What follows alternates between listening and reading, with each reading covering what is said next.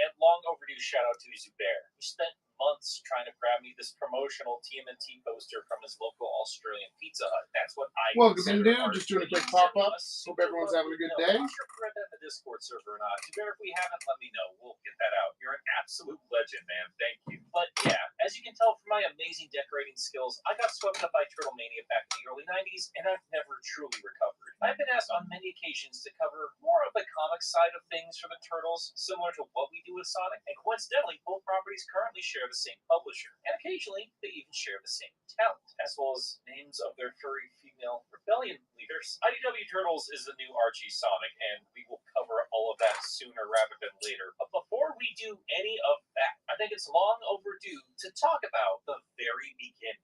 The Ninja Turtles are a multimedia property with fans that fell in love with them through cartoons, movies, games, toys, but before any of that, they started off as a comic, a parody comic. Because of course it was. Just listen to that name. It's absolutely ridiculous that the words teenage... Brian, what are you doing up so late, brother? But damn it, they do, and they're a household name. But Peter Laird and Kevin Eastman didn't put this idea together with the intention of becoming... Good to see you, my dude. Are you happy with your books?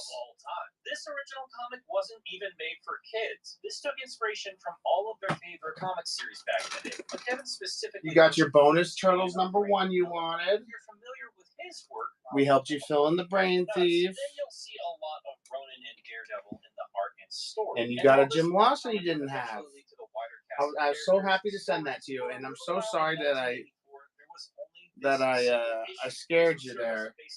The way that was gonna work out, buddy, is I was gonna cancel it, ship it, and then basically once I figured out where it was, I was gonna send it to you for free. So if Kodiak got it, I would have sent him the shipping, told him to send it to you, and I would have refused the refund. I mean, I would have refused not to refund you. Yeah, but dude, I'm gonna tell you something, Brian. I got trained by one of the best to do comic retail and online comic retail. I did it very well for 5 years. One of the first things I was trained on was that happens, and to never let that happen, because it is one of the worst mistakes you can make, other than switching labels. Switching labels is the worst mistake you can make, because you've now fucked up 2 orders, and you have to make it right. You know, like there's all sorts of stuff that, like, for instance, like I've never had to do, but if we ever had to do it, I would just do it. Like if someone really wanted a book, it got damaged in transit, even if it's not my fault, and they don't want a refund, they want the book, I will go find the book, I will buy it on eBay and send it to their address. Like that's the level of business, of customer service that like we bring. And I think I don't really say that because the room's so small, I hate to be taking advantage of it, but like that's the level of customer service that we do here. You know? So like basically you were going to get those books for free if I couldn't find them, you know, when I did find them, sort of thing. And like I said, stuff like that drives me nuts because I'm extremely organized here. I mean, I've got over 2,000 items in here, and people ask for something random. I'm like, oh, give me 2 seconds. Flip, flip, flip, flip, flip. There it is. You know what I mean? Let's get into the story proper. Yeah, switching labels is literally the worst thing you can do, but a close second is packing 2 orders together. Because it's totally on, you know, whether or not the person who's receiving the order wants to be a good guy and said, hey, you know, because here's the thing, Brian. It was packed up in a mailer, in that T-mailer that it was sent in, with your name on it. Like, that's how it's impossible for me to switch labels. Because each package has I write their name on it once I pack it, and then boom, there it is. Like, I print the labels one at a time, and like, that's that. But it was one of those things, like, I was packing at 1 o'clock in the morning, which now we're not going to do that anymore. We're going to get some sleep, and we'll get up in the morning and pack early if that's what we need to do. Just because, like, I can do over 10 years of packing and shipping comics. I've never swapped a label, and I've never sent a package to someone who wasn't supposed to go to. The way that I run this is like, it's so... The way that the operation is set up, it's impossible for that to happen. The only reason it almost happened with that was because I guess it was super late in the morning. I was kind of tired, but I decided I was going to pack yours first, and I wanted to set it aside because I wanted to see if basically I was going to throw in the free comic book day book was your bonus, but I was looking for another bonus. I packed it. I was like, oh, you know what? There's another bonus I set aside for Brian. I wanted to put in this, so I set it aside because I knew I was going to open it back up and add more to it. Well, what ended up happening was the place I set it aside was inside the box I was planning to use for Kodiak. And so I picked up the box, didn't realize it was in there, just packed it away. You know what I mean? So, lesson learned.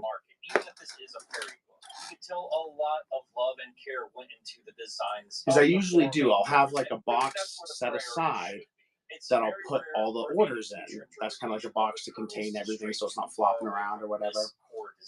Don't get me wrong, I like some of those. But what ended up happening was because Kodiak got a print, I was like, shit, I need to use my container box for Kodiak. Pulled a bunch of packages out. Yours just kind of stuck in there at the bottom. Anyway, dude, I won't talk about that too much more, but that was it, dude. From literally 12:30 in the morning, 12 midnight, until like 2 o'clock, I ripped apart my whole fucking house looking for that dude. It drove me nuts.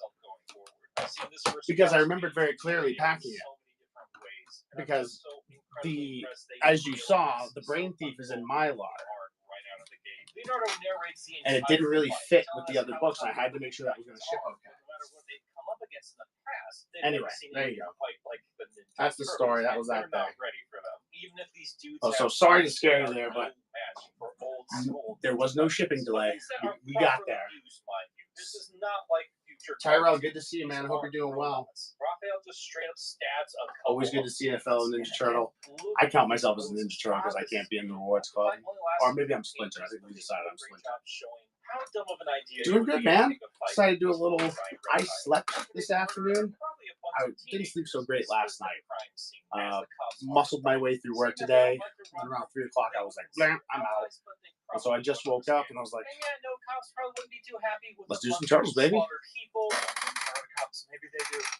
Bunch of new inventory listed. I listed some harder to find stuff. And there's more on the way. Both new stuff and old stuff. I went through, I'm not sure when the last time you did it. I think you saw the new slabs. So I'm just kind of working my way through the slabs now. I have some other odds and ends that are like new stuff. Like volume 2, number 13 error for a couple new Mirage books. I let go of a couple of copies I had of Shades of Grey because that I've got more of the copies of that than I should have, including graded and ungraded ones. The How to Draw book is back. We got that back in stock. The Raphael Martial Arts Training Manual is back in stock. That's a fan favorite. I can never keep that in stock. So it's good to see it here again. Teaches you how to hurt people. Right off the bat, this is where one of the major differences in the origin story comes into play. Depending on the canon, Splinter either starts off as the human being Hamato Yoshi or his pet rat. In this rendition, he starts off as a pet rat, one who would mimic the movements of Yoshi, and that's how he learned ninjutsu. Keep in mind, this is before he was ever mutated. Then again, rats are much smarter than people usually give them credit for, so who knows? Who am I to stop them from achieving... Totally cool. Good to see you, dude. Anyway, Splinter goes on to... Hope you're having a good day. Seems like you're having a good time in the Discord. It's always good to see you there, man. Thanks for hanging out and participating there. Of the Hand from Marvel Comics, and they don't try to sugarcoat it at all. Splinter says that they are straight up the most feared warriors and assassins. It's slowly growing. Japan. And he goes on to mention, I think I'm going to do a celebration when we hit 50 members and then 100 members. That might be throwing some of you off. You might be expecting me to say Saki, but no. Oh, you got some new glasses? A character that usually gets left out of Ninja Turtle lore. And you'll find out why in just a little bit. Yoshi and Nagi competed fiercely in all things, especially for the love of well, congratulations. You are officially a cyborg. You're a technology assisted. Her after she denied his advances, saying that she only loved Yoshi. And that's all portrayed here in this panel where she's nearly naked. Very classy. Yoshi walks in while this is happening, and in a blind rage, he beats Oroku Nagi to death. Yep. Yoshi had killed another JC, what up, my dude? You can't imagine that's a big no-no. Leaving him with only a couple of... Discord's in the house tonight. Honor in the next one. or flee with Shen to another country and try to start things off. I fell asleep after work, so I napped all afternoon. And I was like, what do I want to do? I want to chill with my boys. I'm going to chill with my dudes. Push some buttons, make some numbers go on the screen. That's all we need to do, baby. Nagi's death was being mourned. I don't even do that. Who at this point was just a 7-year-old. Oh boy, Brian's about to go print some money. Wonder what he's going to spend it on. Took advantage of that. They used that to help intensively train the boy for their own purposes, and eventually he would grow to surpass. Yeah, yes. I didn't want to weigh into it because I'm not a big SMA guy, but the way that all reads to me is that that's the end of an arc. And I know someone had said that. Someone said it was like the end to end, but I don't think that they're going to drop Saturday Morning Adventures, guys. Their style completely changes from panel to panel here.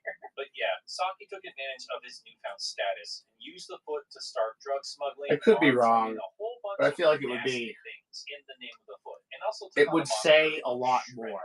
It would be like final issue, blah blah blah blah blah, because they want to solicit that, you know, like they would say like final issue, bringing the whole thing to a close. They give you a little more solicitation if the book was ending, in my experience, because they want to pump it up to the retailers to get them to put a bunch of orders in. And then, of course, they're going to reboot it as something different a little down the line. But it's a little tricky trick. We were talking about how we get print run numbers up the other day. And that's kind of one of those things. They elected not to do that. It just kind of says final, what does it say? Final story or something like that.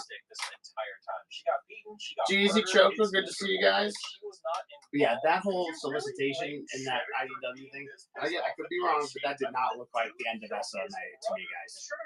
I would breathe a sigh of relief on that one. And in an instant, takes him out. Schroeder planned his revenge for well over a decade. Made a name for himself, got his own branch of the business up and running, got a crazy costume and a name that he expected people to call him, and they did. Then rolls up to Yoshi's crib and gives the dude all of 5 seconds to realize his life is completely ruined, and doesn't give any grand villainous speech. No crap like that. Just name drops, and before Yoshi can even finish saying, oh shit, ends the dude right there. Years of planning just for that one quick moment. That's hardcore. Just, again, it's a shame all that black murdering had to happen. Anyway, Splinter carries on from there, saying that he survived the night. His cake happened. It may be almost over, but I would put, I don't know, JC, if you want to help me out here, I'd love to put some money down on the fact that it won't end with that issue. What can we do? What are my odds?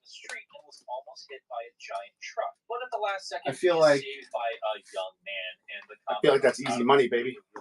But I also don't know how any of that shit works, so maybe you can just set it up so it's easy money for me, huh? We'll start working through the rack. I got 1 through 4 of each of these series, except for Donatello Brain Thief. Some guy made me sell the number 3 out from under you guys. I tried. I was like, hey, listen, we should give everyone a fair shot. He said, no. This is we practice nepotism in this community. Like, this is kind of, there's some backdoor deals that go on. I'd like to use that system. I said, there's no real system like that. And he started bullying me, so I just sold him the book. I fold to bullies. I don't do well with bullies. And names them after famous Renaissance artists. Guys, that's how it happened. I mean, that's how I remember it. You got to remember, I also have a lot of dreams. Sometimes I can't tell if things are dreams or not. I run whole whatnot shows in my dreams, just sitting here talking to you guys. So I don't like to. Oh yeah, let's go. All You right. sometimes I don't know. That would be Mr. Jenkins. I knew it. He started that before I got here 20 years ago. Mr. Jenkins told me staying open late makes it easy for our customers. Oh, I just got a call for an overflowing toilet. I wouldn't want to wait till morning for that. We're here till midnight, and we make it easy.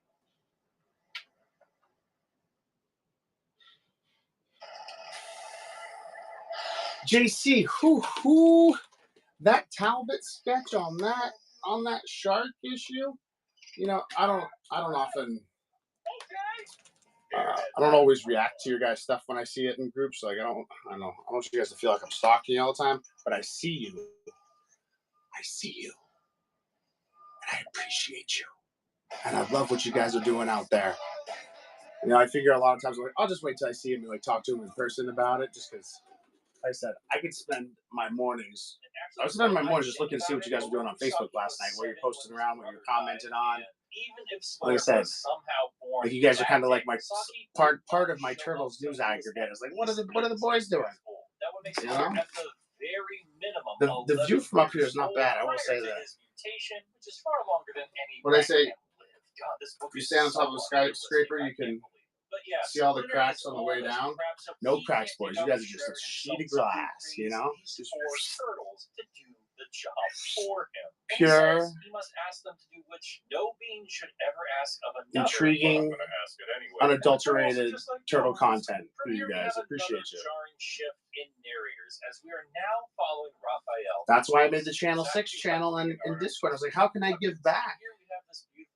These guys are keeping me more, helping me stay more connected to turtles. It's hard to stay connected to turtles and run an operation like this and have a day job, still keep up on all the content, stay up on all the books, and then of course, collect yourself and explore all the things you still don't know, which is again why I love this property, because after being immersed in it for as long as I have, there's still shit I don't know. He has helped, he's done that for me all the time. I don't know if that's supposed to be it's like a high. It's absolutely ridiculous. Like, I don't know about that. Some businessmen on the protection of the Foot Clan. And I got still more stuff that I'm going to be listing, guys. I just completed my second run through of basically all the Turtles appearances, like the weird appearances, the more common ones that you can get. So I'm gonna do condition checks and list the ones that I'd like to go over the collection. The only thing I still have not got doubles of that I want is the movie stuff, like the movie adaptations. I think I'm gonna be stuck with the ones I got. I don't feel like buying them all again. 2007 specifically, when I was a pain in my ass. Fight breaks out. The Turtles first taking on the clan themselves, and it's far more brutal than the fight with the dragons. The Foot are far more efficient. And guys, I don't know. Turtles are getting all kinds that's not to say that we can't do special shows. Like we're doing the Rewards Club shows. I'm gonna try to do at least one before the season ends. But I learned the hard way. We're not allowed to watch the movies anymore, and I gotta be careful about what I got on the TV because YouTube totally blocked one of the videos where I had the first movie, and I was testing it. I had a feeling it was gonna happen. And then second, it was partially blocked due to sound. So I do want to keep multicasting. I think it's a good, we're not getting a ton of views right now, but it's really good for our search engine optimization. And eventually, it could be a thing that we build communities over there as I start doing more. I'm always going to run shows. We're always going to do the retail aspect of this, but I'm going to be doing more stuff out in the community going forward. I don't really plan to start doing most of that stuff until the fall, just because I kind of have this project in phases. I've got a 5-year plan for it. We ain't quite there yet. Right now, I'm just kind of experimenting with ad space and trying to keep the operation to where I don't have to dump money into it to get new inventory. Like I said, Ralph wanted to send down another huge box of inventory. I'm sorry, Brian. I told him to hold off just because I just took down a huge box of inventory. And I wanted to see how that does. But in reality, it doesn't matter. I should just tell him to send it. I was like, nah, these guys are spoiled. I get new inventory every week. I still haven't relisted everything I need to relist. I also like spoiling you guys, so yeah. Donnie throws his bow staff, which nails Saki right in his face, sending him over the side of the roof. But I got a couple artists lined up for some fun stuff. I haven't talked much about it, but there's only a few of you guys in here right now, so I'm gonna get our logo redone, and then I'll just send out. We got our current logo with the business cards. That's kind of what I got everywhere around, but I'm gonna have an artist do a new logo. I just have to be careful. I ran into this issue. Oh yeah. This is an issue you can run into pretty easily. And again, it's a gray area. you know, it's unlikely you're gonna get beat up for it, but it is a gray area, and you can get in trouble. Like if I have Ninja Turtles in my logo, I don't own Ninja Turtles, and like could get in trouble for that in theory. You don't really want to have copyrighted stuff, so yeah, that's why a lot of people use like sewer heads and or like like manhole covers, like they're turtle shells, but like they're not actually putting Ninja Turtles in the thing. So you're gonna have to. I'm basically gonna commission someone to basically across all our stuff, give a uniform brand. And that way I'm going to slowly start replacing everything I've built with AI with stuff like that. I think that'll be a good idea. Because we're kind of, like I said, kind of at that phase where like I can start looking at spending. I've just been spending money on ads for like Discord and stuff, and like the creator panel video. But I'm going to start spreading that money out a little different, just because like recreated pretty much everything from the Mirage run. But we've done so well. I'm not worried about inventory at all. Just about every iteration of the Turtles, even if this is showing a lot of amateurish art and story choices, even if this was made to be a parody that's not supposed to be taken super seriously, this was love you, Brian. Put that picture of me back on your desk. Of course, with hindsight, you can understand why they made the changes they did. If you think about it, Splinter and the Turtles, they're not. I'm so glad you got that stuff. They're just in it for revenge. I love you. They murder a lot of folks. It was sent on their with way love. to kill this one dude, and they don't fight fair. Now, that's not to say Shredder is a good person, not by any stretch of the imagination. And I also thought it was kind of weird that he was not faced at all when he was facing off against 4 mutant turtles, but this was just a war between 2 very violent factions that were fueled exclusively. So how's everyone else? Kodak, you have a good day? Jeezy, you have a good day? Fair, a lot of ninja in media are portrayed as honor-bound and all this other crap, and honestly, a lot of that's probably thanks to what the Ninja Turtles would become. But at least here in the early days, this comic is at least a little bit more honest with what a real ninja would actually be. They were spies. Oh, it's good, man. I mean, I'm seeing all my homies. I'm never worried about sales on these pop-up shows because I mean, when it happens, like, that's nice. But there were no bookmarks. You know, the algorithm doesn't, unless you kind of get popping and sell some sales at the beginning, or the chat's going wild, or anything like that. Like, the algorithm has no reason to present your slapdash, you know, show.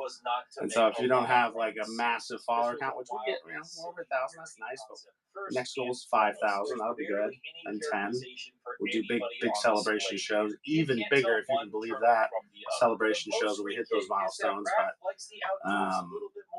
you know, I don't expect a lot out of these other than to hang out with you guys. To be honest with you, I'm glad when you show up. If you get, if like, you know, one of our regulars doesn't show up within an hour, I usually close it down.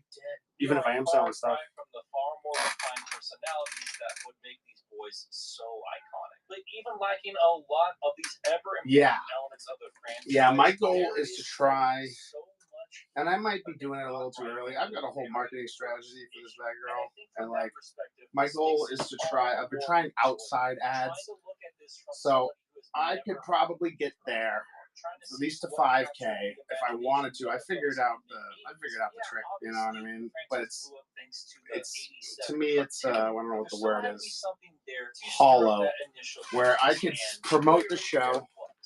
So, you know, anytime I make sales, say someone spends $100 and I'm gonna make $60 out of that. I could take $25, put it into a promotion, put up one of these pins as a giveaway. Pins don't cost me anything. And then obviously I have to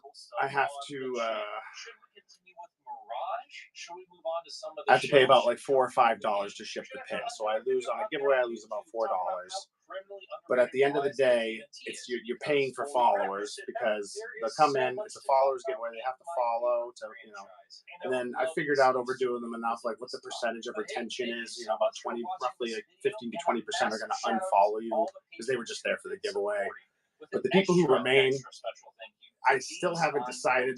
Like, if you do the promotion and it converts, and what's great about Whatnot is it will let you know if it converts. You know, if someone comes in through a promotion and they buy something, you can see those metrics. So you can see, okay, this promotion paid for itself. Okay, I made money on this promotion. and then you can kind of decide what you want to do with that. You know, you can break even on the promotion, do another one, get some more followers. But again, this project is not about, you know, selling as many things as fast as I can to make as much money as I can. It's about building like an online community with a retail core that can sustain any, you know, I'll never have to ask anyone to do a GoFundMe so that we can do XYZ. Like I'll figure it out. You know what I mean? And I'll figure it out through the retail operation. So if we wanted to do like an exclusive cover, or we wanted to make sure that we could get XYZ in stock and we had to do like a group buy with other sellers to do it, or like Kickstarter things that, you know, or just bringing weird inventory, or doing stuff, like I said, bringing like the TMNT panel, allowing people to shop at like TMNT shows. Like, I feel like there's enough of a value proposition here, a unique thing to where it's like, it's just not like a regular Whatnot show. It just happens to be hosted on Whatnot.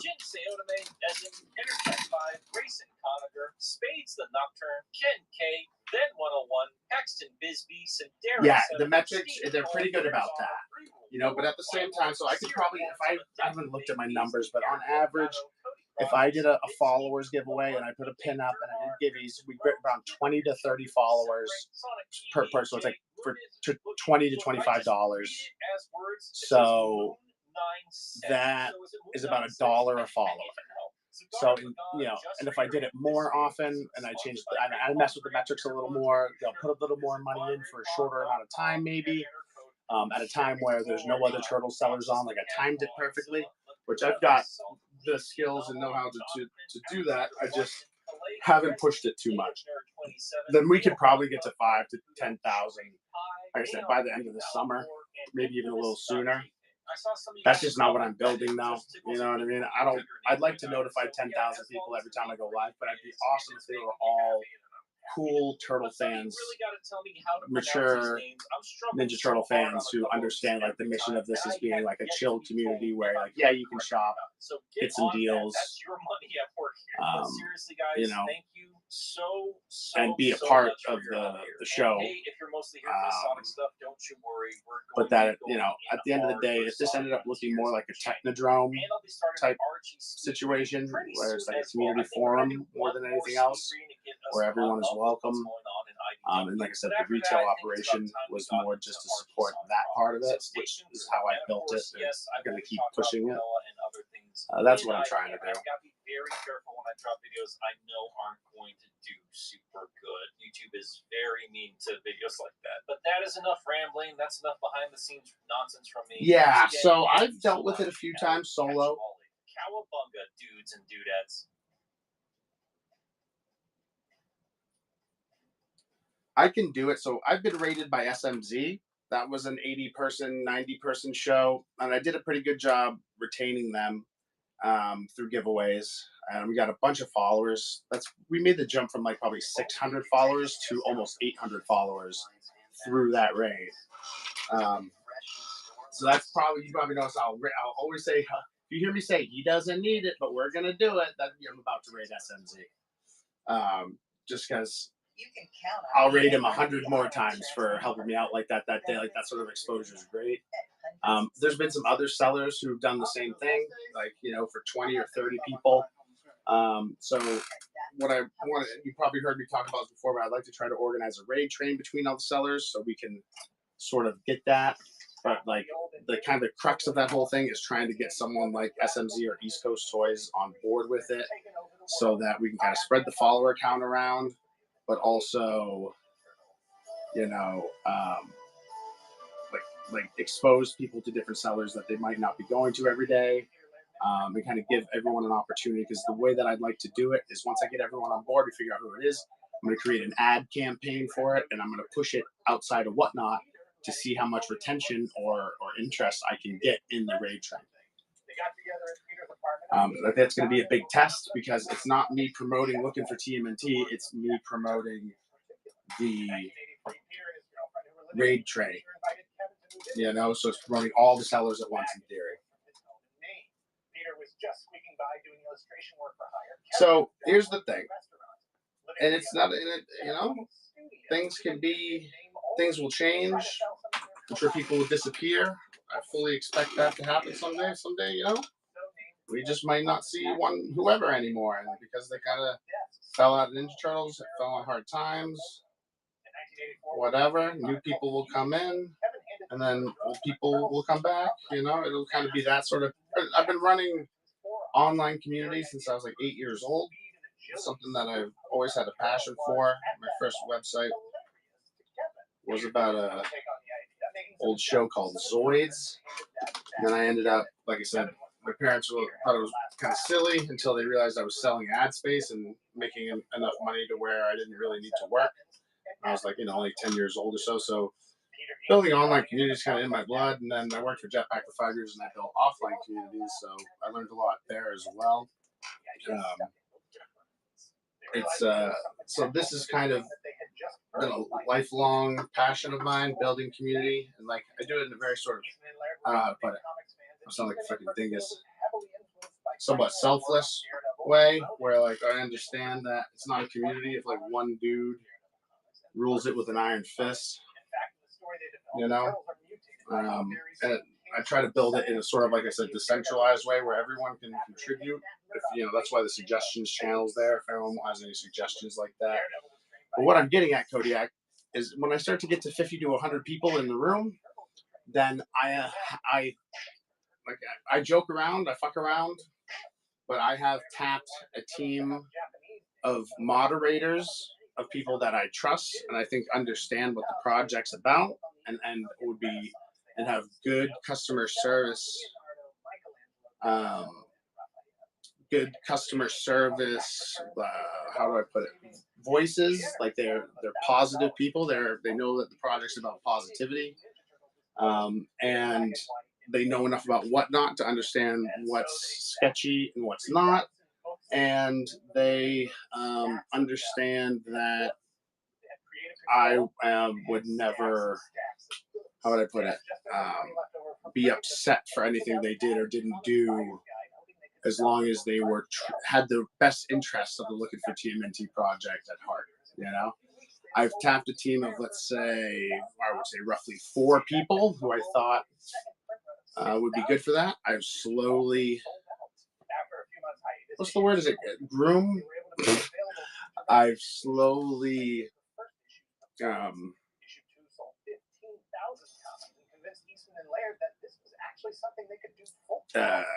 tested to see if that's something that they could handle or would want to do. And I feel confident that at any given time I could run a show, one of those people would be here. I could make them a moderator and they would understand, they would help without me even having to ask. So I'm not worried about scaling this. I did all of that sort of stuff intentionally.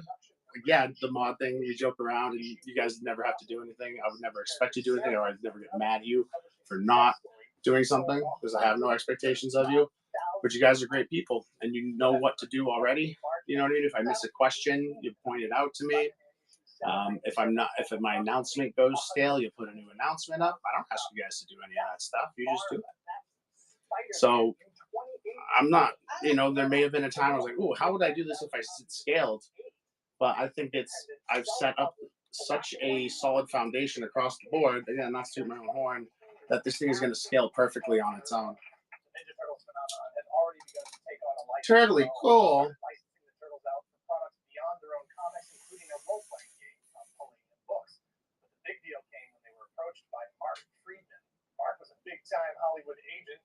No, Kodak, I would never group people. Everyone came to them, promising them the moon, but the duo were extremely protective. What I found is you give someone a small amount of power and they groom themselves. In my 30 plus years of community building. That's funny because it's true. Playmates toys, we flew them out to California for a meeting that would represent a quantum leap in exposure and profitability for the brand. As interested as Playmates was in making Ninja Turtle toys, they balked at the idea of selling toys on the strength of the comics alone. And they were going to need to make. And man, not just for you, for me too. The second this isn't fun, I'm not doing it. Not to say that I'll quit forever or whatever, but I'll fix it and make it fun again. You know, like if one of you guys are like, dude, I was handling the chat the whole time. It was miserable. Like it was stressful. Blah blah blah. Like no, well, we're not. You're not doing that anymore. Then we're gonna figure out how you can have fun with that, or you're not fucking doing it. That's the way. You know, that's just the way it is. So that's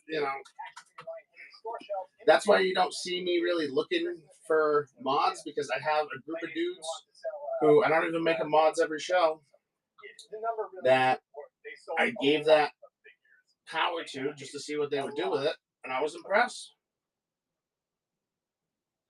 They look, everyone looks like they're having fun with it.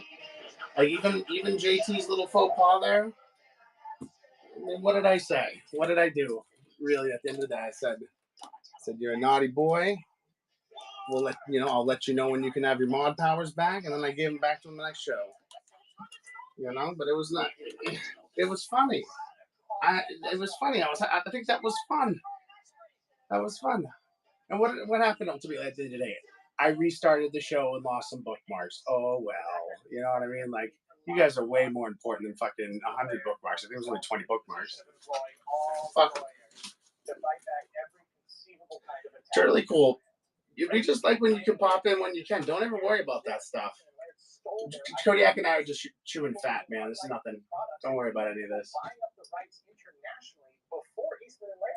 Yeah, and that's what I mean, man. That's because you're a good person and you have empathy. Like sociopaths don't care if the show has to restart. You know what I mean? There's been justice done to them, and they want a discount because they, you know what I mean? They got banned from the chat, but you know what I mean? There's none of that with you guys, you know? Despite poor reviews, it was a box office success, bringing in $202 million worldwide, and it temporarily took the Turtles. It's really cool. Here's the thing. I've been building communities my whole life. I understand technically how these things work. Like, as you've probably seen from like the website and all the different things. Like, I've been developing websites, doing web design, and building software, doing things like that for my whole life.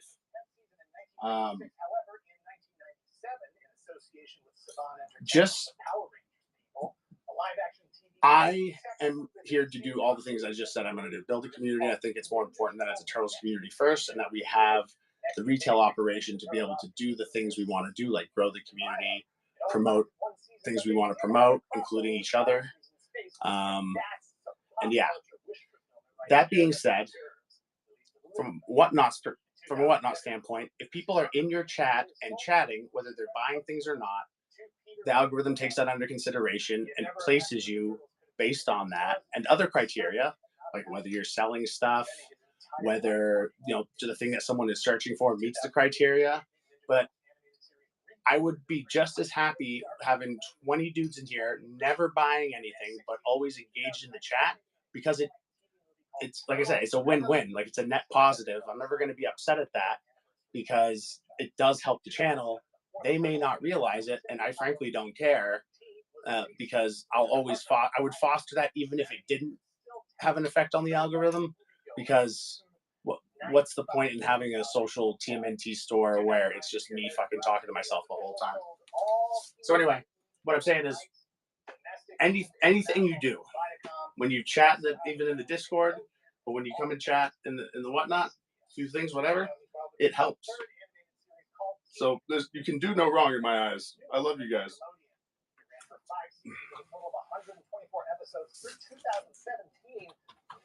I took quite a few months, because I started on Whatnot in March of last year, buying.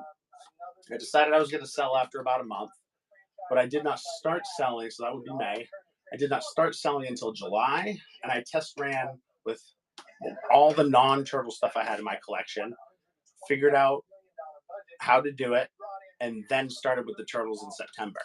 So I took my time and made sure that I was doing this with intent and doing it in a way where I was going to have fun, because both me and my partners knew if I wasn't going to have fun, I was going to do it for very long. And here we are.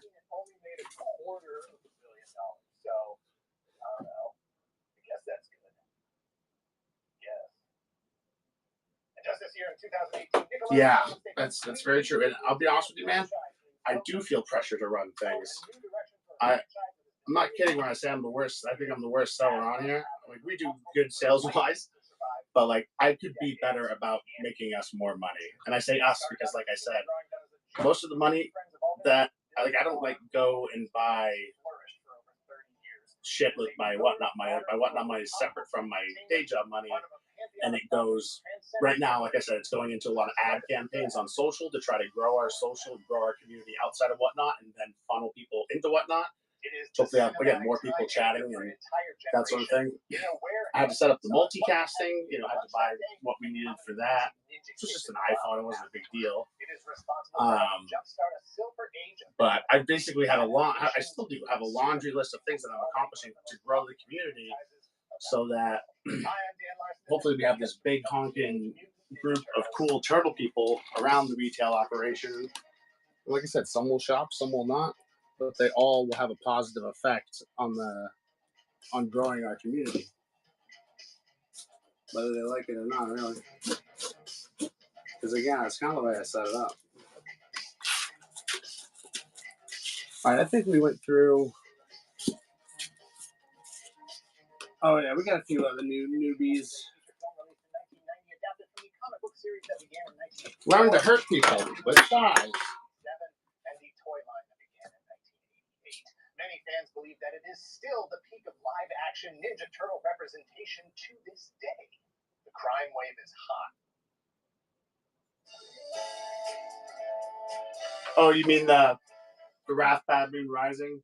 The old Blindside Brain Thief, third guy? Severe enough to deal with? What if I told you Sensodyne has a fast and simple...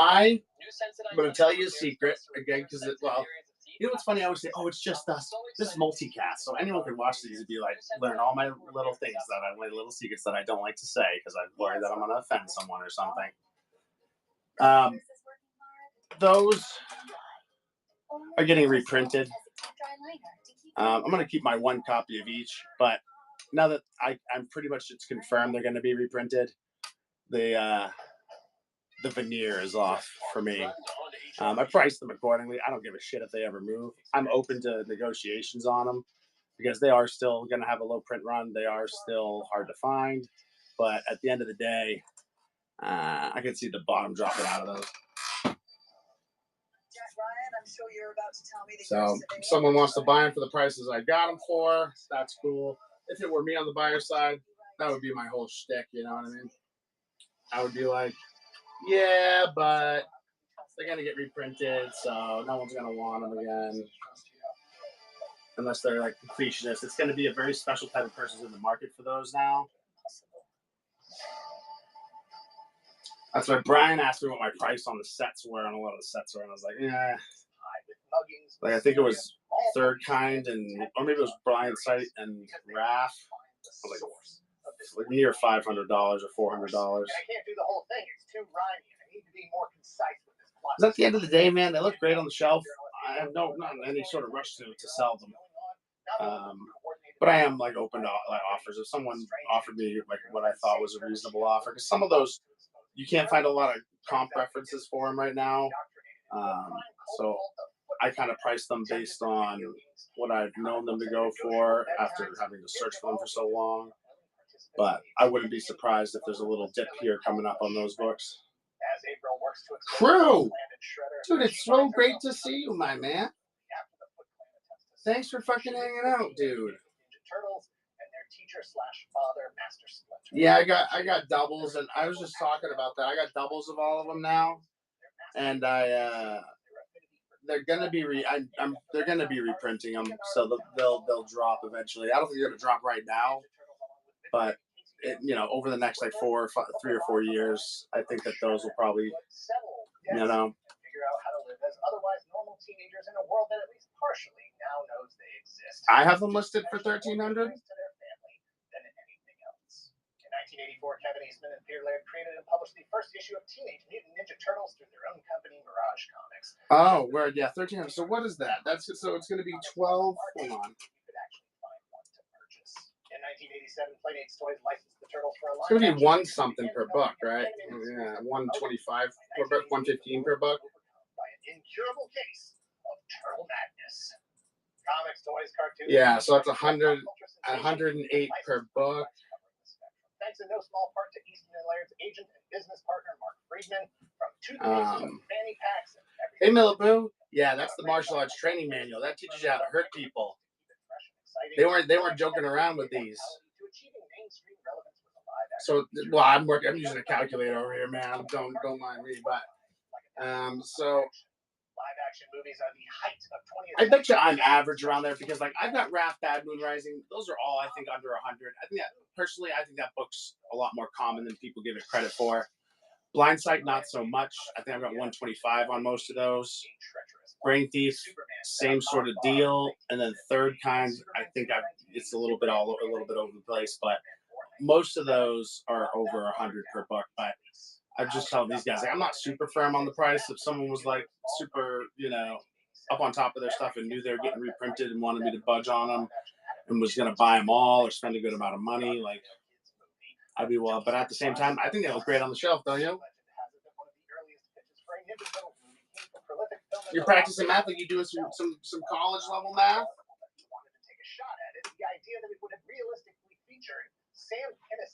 Yeah, crew. That Mutants Down Under, man. Didn't know about that. I thought that was cool, man. I thought I knew everything about that era. Knew about the comics and wanted to make a live action film together with Kim Dawson, another of Gallagher's producers at the time. That's cool. Live action movie rights. In theory, proper imagined, you could make a movie with actors in suits and have people like Gallagher and take what into consideration? Voices. You didn't actually need those guys on set. You trying to buy something for me? Just to sell it. No. Don't buy anything from me. Let me know what you want to buy, and we can work out the crew price. Don't get me yapping about about non-crew prices because you're gonna be confused. Okay, word. But that was it. Nobody wanted to make a movie about the hottest kids property on the planet, thanks to the track record of the last decade. Oh, you like the shell in the background? It's cool. When I put slabs up there, it kind of, yeah. Thanks for chilling and chatting, Milliboo. Great to see you. Feel free to hang out here anytime. Not at the same time, as well as the 1981 hit starring Burt Reynolds. What do you mean not worth arguing with? Oh, when you list, yeah. The LA-based head of production for Golden Harvest, Tom Gray. Yeah, always feel free to just chill, watch whatever turtles we're watching on TV, and chat it up. I got some new stuff on the setup today. I don't know if you guys see Heavy Metal Raph up there. He's hanging on. Oh yeah. Yeah. You'll know the day that I'm not able to do what I want to because I won't do this anymore. Over lunch with Herbeck and Dawson, Gray realized that this was exactly the kind of project Golden Harvest could pull off. It's just 4 stunt guys in rubber suits doing ninja moves, the kind of thing that Golden Harvest was unique to not only do. Nah, man, I built this in a way where it's always going to be fun. Just 2 months after Tim Burton went into pre-production on Batman, Gray got the green light from Raymond Chow, the owner of Golden I wish, and someday we'll all meet in person, and I'll spill beans. But because I multicast now, everything I say is recorded on YouTube and Facebook for eternity. So I try not to. I shouldn't talk as much about how the cheese is made over here, because then people are going to start asking me for loans and shit. Just kidding.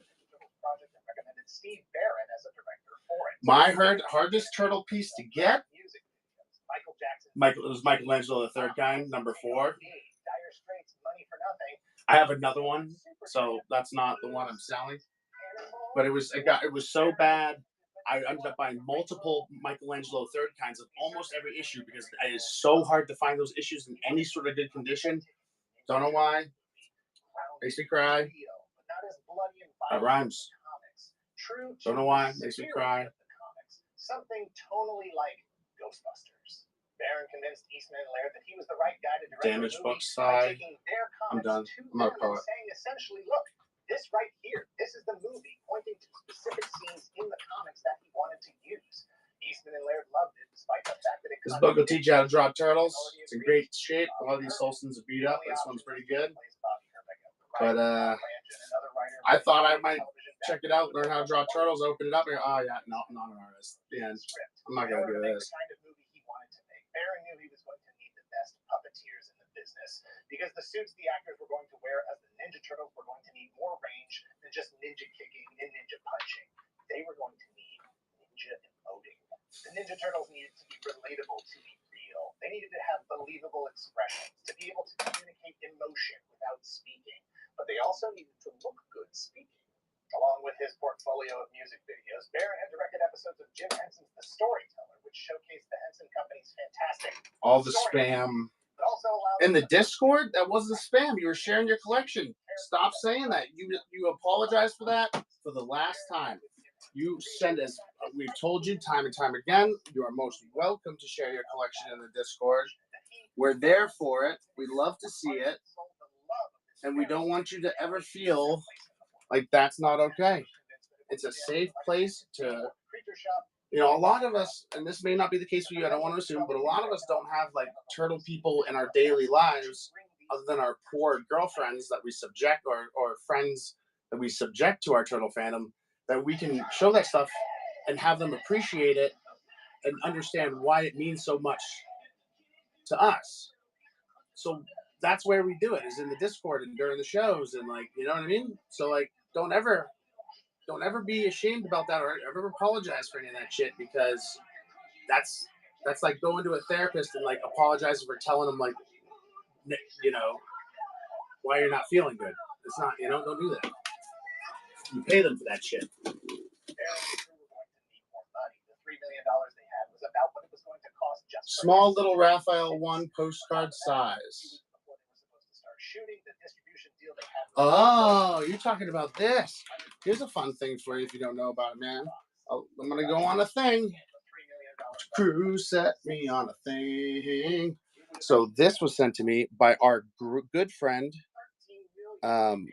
wonderful fellow, and I heard, I don't know this for a fact, but I heard one of the top turtle collectors in your area, Mr. J.C. Bald. This is from the Art of TMNT Top series. This one is not, but I want to show you something. So this is, let me show you the little Art of TMNT. Tops did it in 2019. I really, really wanted this. Some dude had it on eBay for $300. I was like, fuck you. JC, in his infinite wisdom and resources, found one, promised me not that expensive, said it was a great deal, sent me that for free. Anything like that, any gifts that I'm given like that, I try my best to work them. This is all gifts from different people with the exception of a few things. So anytime, I love when people ask about this stuff, because it gives me a chance to tell them how awesome our followers are. And like JT Waffles and my girlfriend got me that Ben Bishop signed Casey mask. This is from Brian Comics CMNT. So is this movie Casey. There's a Turtles comb over here. I don't know if you can see it. That's from Han Cholo. Obviously, you sent me this card. I felt weird. It had like a bunch of your information out, like phone numbers and stuff. So I cut that out and put that there.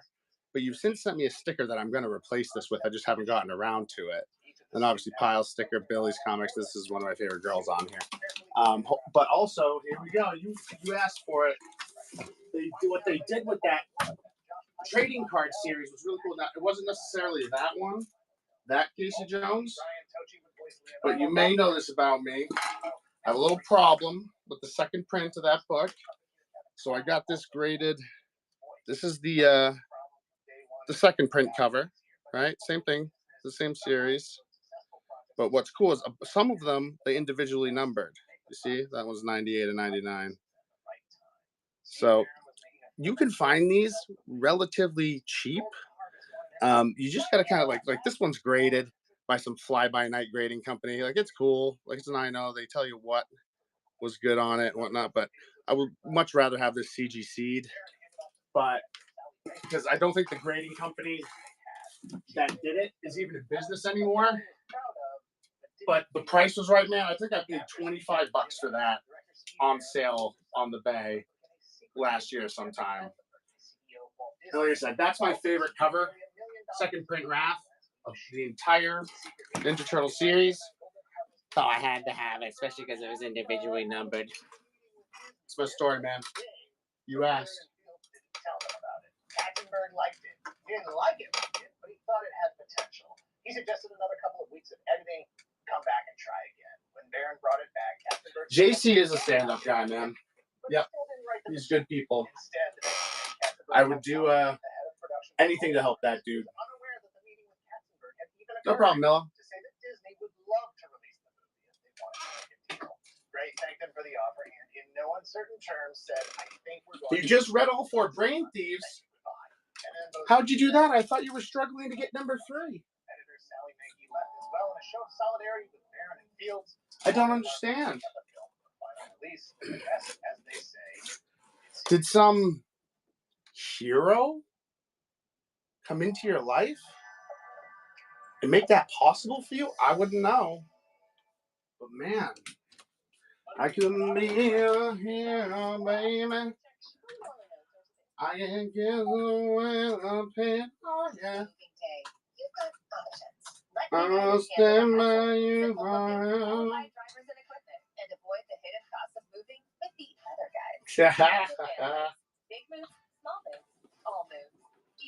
I know. I've told several people they've come in. I said, listen, I've got the whole set of all of these except for Donatello Brain Thief. There's this guy. He's a bully. You know, he brings up. He says, I know. He says, I'm 6'5" and I know martial arts. I said, okay, I'll send you the book, dude. Fuck.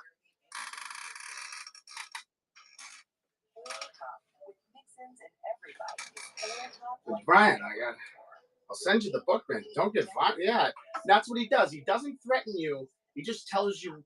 He tells you what he knows, and then he wait, and then nothing. He's silence. You know, he did say, so are you going to send the book? You know what I mean?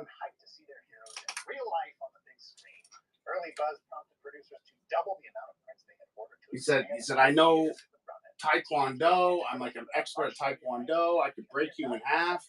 You know, what do you take for the book? And I said, okay, let me think about it. Potential for live action movies based on comics, cartoons, action figures, all of it. Many people have believed for a long time that the Ninja Turtles movie was jiu-jitsu. I always fuck it up. But that's not the case. The 2 films were in production at the same time and cooperatively helped fast track any other comics project. Are we flexing in here, guys? I'll flex. You guys want to see me flex? I took Taekwondo when I was 12. I know that if you're gonna punch someone, you do not want to put your thumb on the inside. You want it to be on the outside. All right. This is the educational part of the Looking for TMNT show today. It was the highest grossing independent film at the time overall as well. Reviews were mixed, with Roger Ebert giving the film 2.5 out of 4 stars, calling it nowhere near as bad. Kodak, did you have to like climb a wall and shit? Go like crawl underneath wires? More or less what Turtle fans will expect. New Line Cinema made the brilliant decision to schedule the opening for the weekend before school breaks in the U.S., which meant that kids hit it multiple times over the course of the week, resulting in a drop of only 425 the following week, an achievement in itself. The movie was an amalgamation of things taken from different popular versions of the Ninja Turtles across media. The core of the story came from the comics. The characterizations, the different colored masks, the cowabunga, and the love of pizza came from the cartoon. All were integral elements to the brand. Oh, good old Tybo. And it was not a surprise to see Domino's Pizza featured prominently in the film. Consequently, it was Pizza Hut, not Domino's, that spent $20 million on a promotional campaign across print, radio, and television. The Ninja Turtles already had their faces plastered on every possible item. Maybe, guys, here's an idea. Here's an idea that maybe I can expand. I could make a listing for personal training 1 hour. I'll put it on Buy It Now. You guys buy personal training. I will personally train you for 1 hour. Now, I'm just going to give you a heads up. I feel like it's only fair. Most of the training is going to come from the Solson Teenage Mutant Ninja Turtles martial arts training book.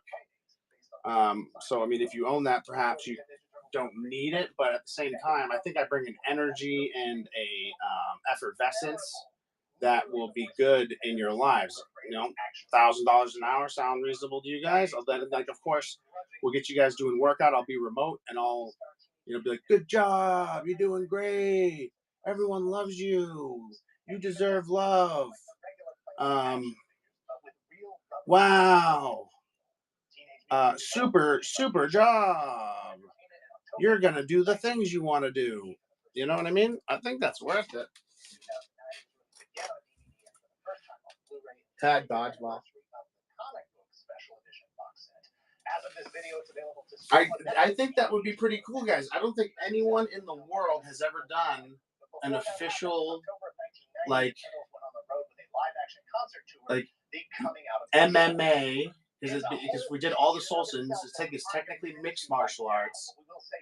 Training course with the source material being solely the Solson martial arts training manuals, of which there are at least 8, and then one for every turtle, I believe.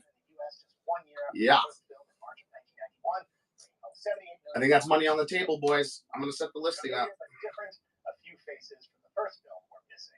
Judith Hogue, who took issue with the amount of violence in the first film, thought that the movie suffered because of it. And she true, absolutely. If you want to pay extra for me to neg you the whole time, I'll take that money and I'll put it to good use. I'll take the money. I'll do I'll pay for like a more expensive AI model that we can I'll let it know your insecurities and we'll just we'll go, baby.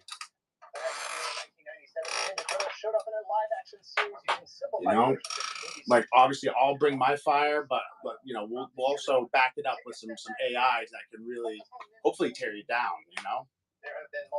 Of course. Buddy, I'm here for you. I'm here for you. I'm here for the community. I think that this, like I said, if I can provide this as a service for everybody.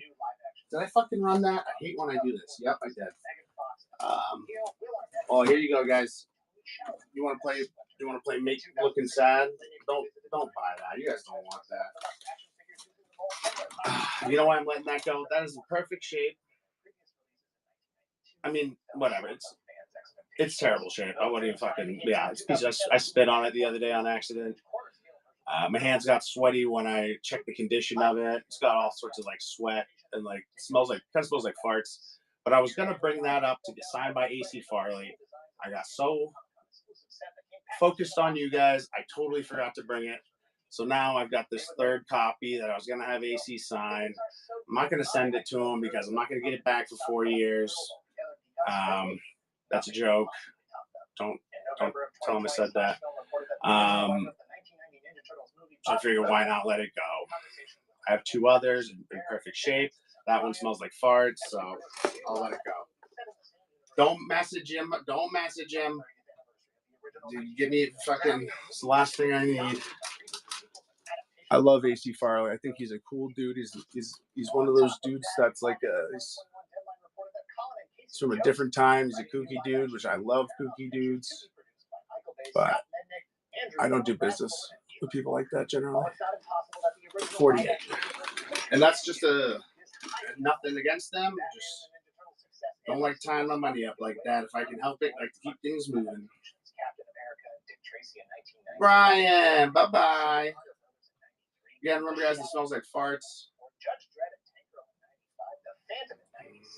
Some more successful than others, none as successful as Batman or the Ninja Turtles. It is in perfect shape. I'm probably gonna get it graded. It doesn't sell before Heroes. I don't think TGC is gonna dock me for it smelling like farts. To be honest with you, I think they might give me a 9.9. So he added value. Here's part 2 of that same book. AC again, killing it.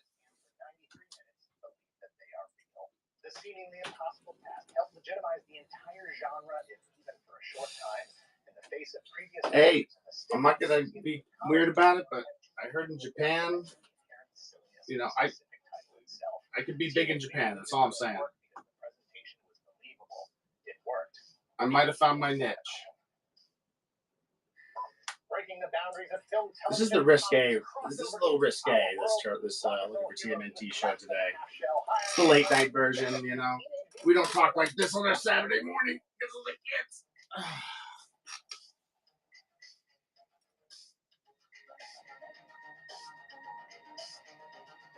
Teenage Mutant Ninja Turtles coming out of their shells was a live-action musical stage show sponsored by Crew. I know you're a busy guy. Whoa, so you got it 20. I know you're a busy guy, but if you get a chance, that Turtle Tracks podcast I sent you about Palladium is awesome. they talk about like the early days of them working with Mirage before Mirage was even with Playmates. That was like the first licensed turtle thing. Those minis you sent me, and I'm super jelly, man. Like I want those.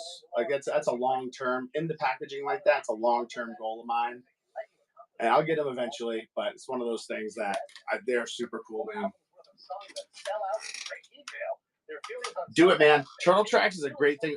When I drove to New Hampshire, it was 14 hours. I listened to 14 hours of Turtle Tracks on the way there and 14 hours on the way back. And like I said, that Palladium one, they're kind of advertising the fact that they brought it back through Kickstarter, but they talk about a ton of like behind the scenes stuff about like, I can't remember why it was so interesting, but like Mark Friedman, I didn't realize that those guys were kind of involved in like pushing Mirage to do more licensing through Mark Friedman, and that they were some of the original guys to be like, yo, this is super cool. It would fit with our role-playing universe. Like, let's do this Turtles thing.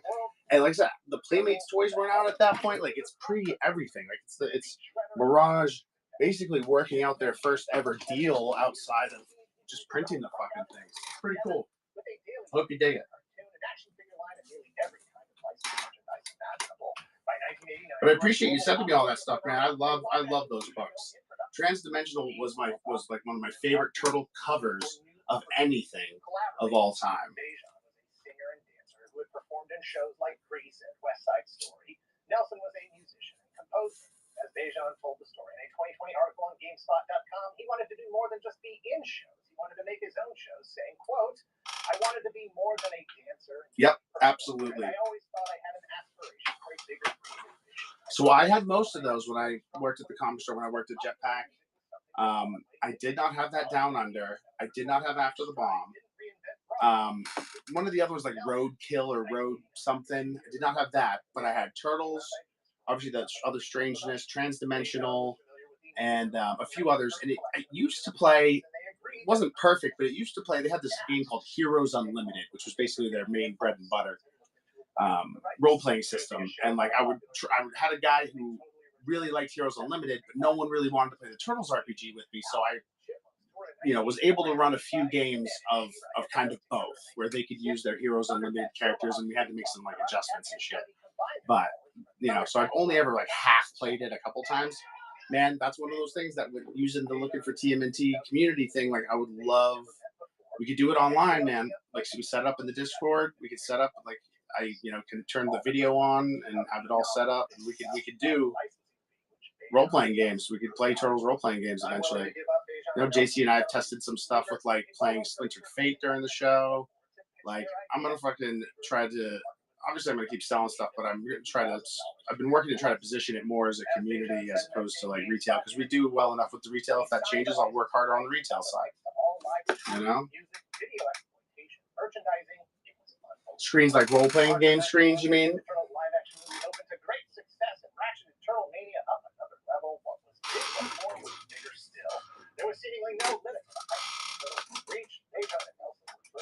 I don't know. The original ones, not a clue. Not a clue.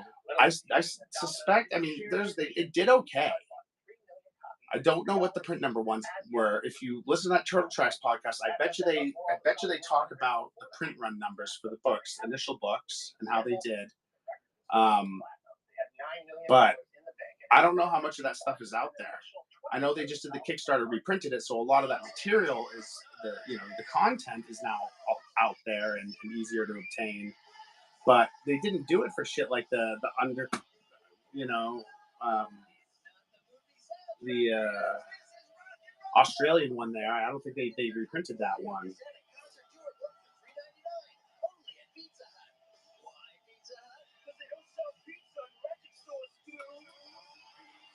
Yeah, I mean, a way you could try to figure it out is stuff like that. And so they did it through Kickstarter, and stuff got made based on whether or not they hit certain goals. And I assume the screen would be one of those. So if you look on Kickstarter and you see that it had 800 backers or 900 backers, or that was the stretch goal. If they had 900 backers, they do the screens.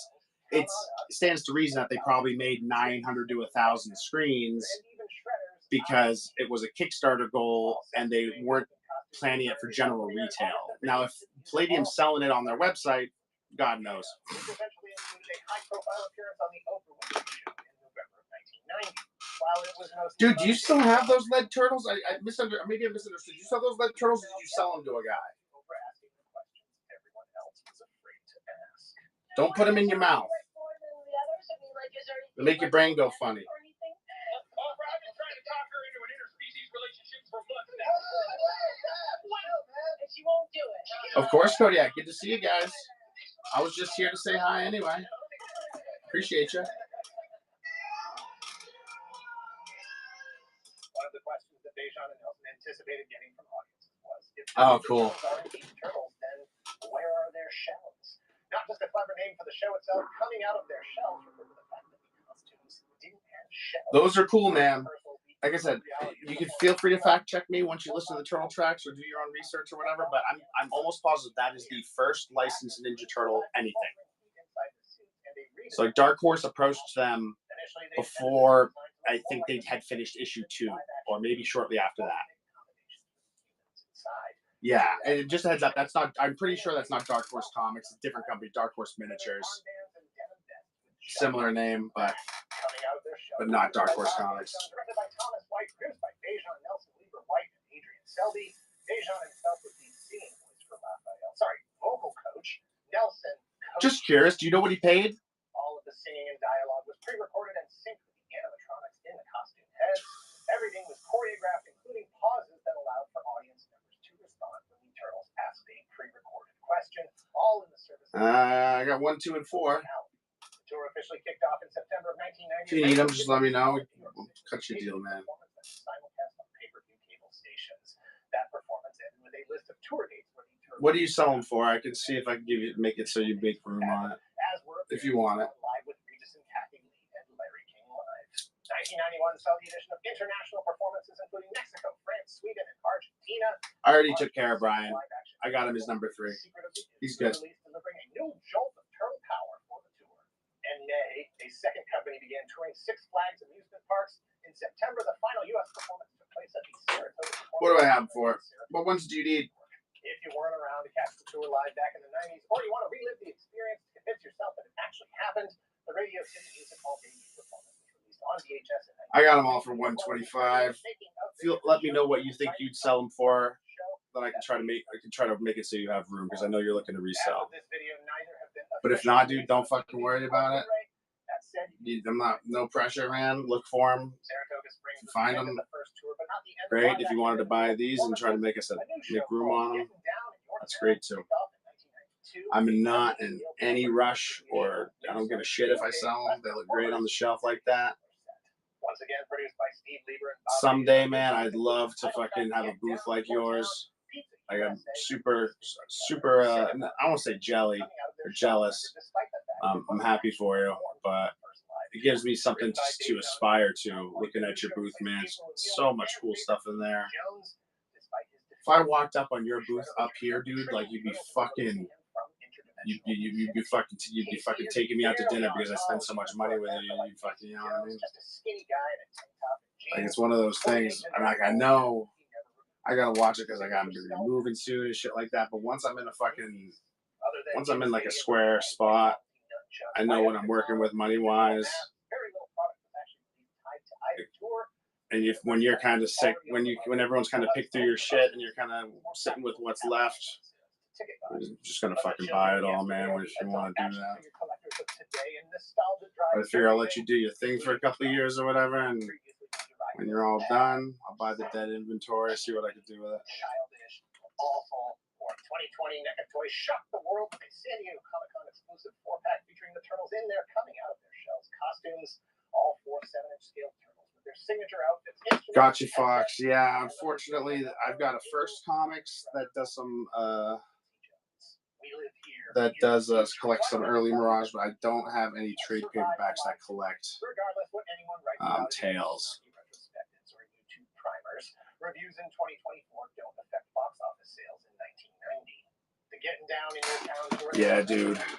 I'm glad to hear you're doing. Like I said, I'm glad to hear you're selling stuff. But I'm a patient man. I've got several people that I've got that offer out to. Like, hey, listen, you're fucking done with this shit. Come see me. I'm gonna probably do this until I die now. I'm that fucking. I'm that into it.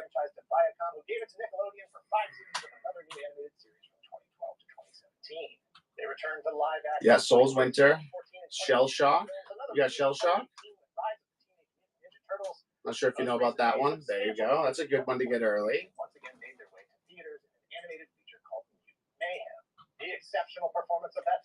Fox, what do you think about the Soul's Winter Turtles? Do you like that design?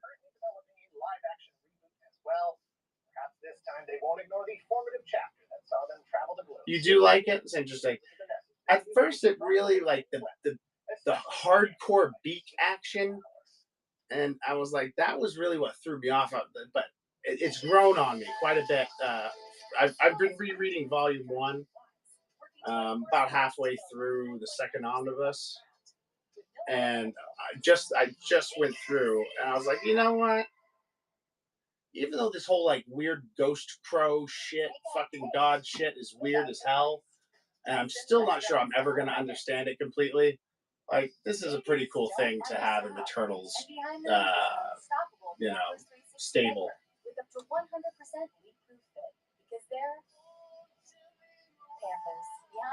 Yeah, any of those Mirage trades, it's all conditioned every single time. You know, like I gotta even like so the body count trade paperback is rough to find. It's a tough one. Didn't sell very well. They didn't make very many. I managed to get one super cheap, but it's because the spine is cracked. You know, so I put it in a fucking Mylar. I'm never gonna open it. It's just gonna sit there like that forever. But I was able to talk the person down on it because it was like, you know, like I said, I wanted it to sort of preserve it. Maybe someday if there's like I run into a friend who does like restoration, which I used to have a friend who did that.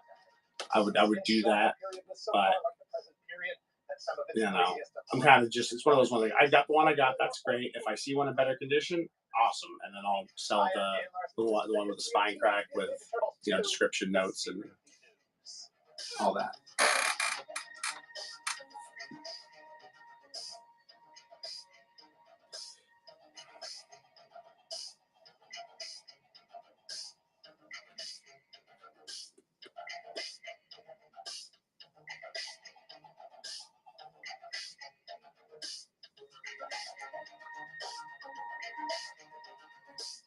Ninja Turtles 2 is currently used as the 1991 feature film sequel to 1990's box office success Teenage Mutant Ninja Turtles. With a release date less than 1 year from the release date of the first film, it is a textbook example of why so many sequels pale in comparison to the films they were inspired by, rushed, compromised, and everyone blaming everyone else for the disappointing results. Picking up where the previous film left off, the four turtles, Splinter and April O'Neil, return once again to face off against the forces of the Foot Clan, which is surprising considering everyone assumed. Ooh, yeah, that is. Did IDW do that? So we sold a couple treasuries, but they were the jetpack. Yeah, okay. So they were the jetpack ones for City of War, number 50. The turtles will have to dig deep inside themselves to find the strength to overcome their own personal demons and once again defeat Shredder, his monsters, and the Foot. Because in this life, there's only one winner, and you better aim straight so you can hit the center. In it to win it with a team of 4 Ninja Turtles that you gotta adore. We have previously covered the 1990 film Teenage Mutant Ninja Turtles as well as the overall franchise itself. Check out those videos if you want some more detail leading into this video. The quick version is that the original movie called Teenage Mutant Ninja Turtles was released in 1990, which was based on the comics that began in 1984, the cartoon that began in 1987, and the toy line that began in 1988. Riding a nigh unprecedented wave of popularity for a pop culture brand, it made over $200 million worldwide against a budget of just over $13 million and reinforced the Ninja Turtles' position as one of the hottest, most influential, and most lucrative brands in American pop culture. And that caused problems because the target customer was between the ages of 3 and 10 years old. Some people were concerned about the negative influence the Turtles were having on some kids, and as someone who was working as a movie theater usher with this, is it a fire safe, Fox? That those concerns were justified. Teachers, child care providers, parents, movie theater ushers, all raised concerns about the degree to which kids, especially after the release of the first movie, were not only looking to the turtles as role models, but mimicking their ninja behaviors on other kids, furniture, and movie theater ushers. They don't provide turtle toys at childcare centers like children's. Word, okay. It makes sense that gun safes would be fire safe for sure. Marketers saw the potential. Cones that turn What you got? for a younger crowd, so they sell cookies and cereal, raw kids, and Burger King. Worries some parents. There's a lot of violence, which doesn't seem to connect very often with much. Is that oversized? I can't tell from the picture. Is it treasury size? Settle down in public. Don't throw ninja stars at the dog. You know, be a Interesting. instead of making a bunch of And that's the back that you said there, the black and white. Concerns about kids' behavior were being heard not only by Kevin Eastman and That looks to be in great shape, bud. Turtles, but by the movie studio, the cartoon producers, the toy company Playmates, and government agencies around the world. The British Board of Film Classification, the UK government itself ordered that Michelangelo no longer use nunchucks, and that the word ninja be replaced with the word hero. Steve Barron, who directed the first movie, said the censorship was, quote, really disappointing. It was the Teenage Mutant Ninja Turtles everywhere as a brand, but in the UK, it was Teenage Mutant Hero Turtles. It was a real compromise. I thought it was completely unnecessary and frustrating. Standard release time between sequels in the 70s and through the 80s was usually around 3 years. Two if a production really wanted to push it. The degree to which a production can shorten that release window is based on several factors. Budget, availability of the cast and locations, the complexity of the visual effects, but most importantly, customer excitement for the franchise. Turtles were hotter than hot coming out of the release of the first film, but there was no way to know how much longer that heat was going to burn. Fortunately, New Line Cinema had experience with quick sequel turnaround. They were about to release their 6th Nightmare on Elm Street movie in 7 years. The first thing they were going to have to address was the tone of the film. Despite the realism and violence of the first one, that wasn't going to work with the franchise going forward. They needed to hew closer to the cartoon than the original black and white comics because that's where the largest audience was. And that, theoretically, is where the most money was to be made. 3 of the 4 turtles were no longer going to be able to use their signature weapons to actually hit bad guys. In fact, they were rarely going to use them as anything other than costume decorations. Donatello could use his bow staff, but at no point would Leonardo be able to go slashing through crowds of foot ninjas. The original black and white comics Kevin Eastman and Peter Laird published through their company Mirage Comics were for an older demographic than the cartoons. While the first movie pulled its story from those comics, it's the cartoons that got it into theaters in the first place. A tug of war between the two worlds carried through every aspect of the production. Peter Laird wanted to avoid the cartoon's antics of characters like Bebop and Rocksteady, characters who were created to satisfy the action figure and cartoon producers, but moved the franchise away from the gritty realism of the original comics, characters that weren't completely owned by Eastman, Laird, or New Line Cinema. Fans, on the other hand, assumed the next movie would obviously introduce the next 2 most iconic characters associated with the brand. The result was a compromise, 2 new mutant characters that were like Bebop and Rocksteady, but without the potential licensing issues that might have surfaced in an attempt to utilize Bebop and Rocksteady specifically. According to producer Tom Gray, it was strictly a business decision. Toka, a mutated snapping turtle, and Razar, a mutated wolf, were creations thrown together by artists at the Jim Henson Creature Shop. And if those characters were going to be used in any licensed merchandise, Flaming Carrot ash cans. Are they turtle centric or are they just Flaming Carrot? Because I thought I had all the Flaming Carrot stuff. I had the crossover and the... They were hoping to pull from the wider universe of characters and concepts they had created. The production really wanted to keep Shredder involved, given his status as a focal point of every other Interesting. Turtles-related media. In the original comics and the animated series, the Turtles face off against the robotics inventor and scientist named Baxter Stockman. His robotic creations called Mousers are part of the iconography of the Turtles brand.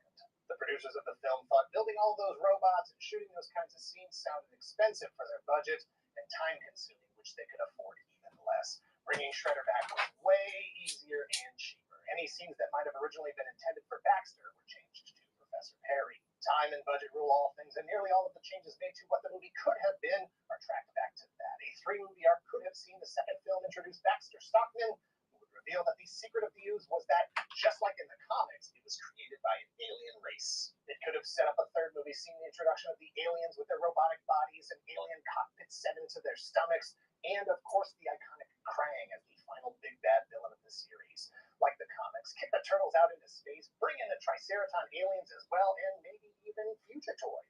Even after he was changed from Baxter Stockman to Professor Perry, he was still intended to reveal the alien origin of the news and his own identity as an alien. But fans of the cartoon, the target audience, may have thought Perry was Krang all along, and that might have created confusion as they know him as a villain through and through.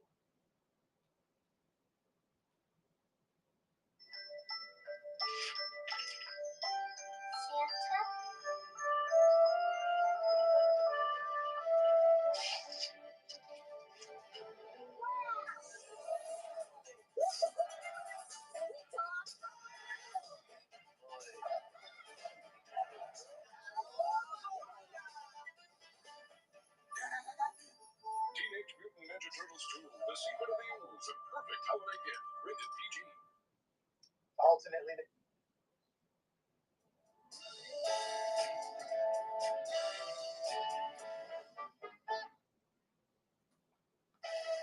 At Carowinds, Memorial Day means more.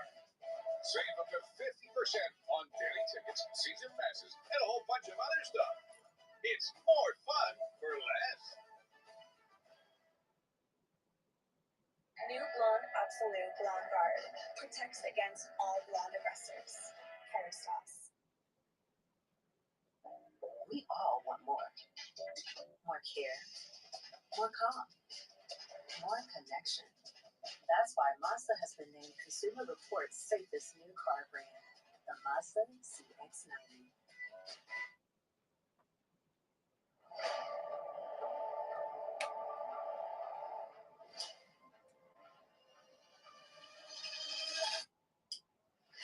Tics.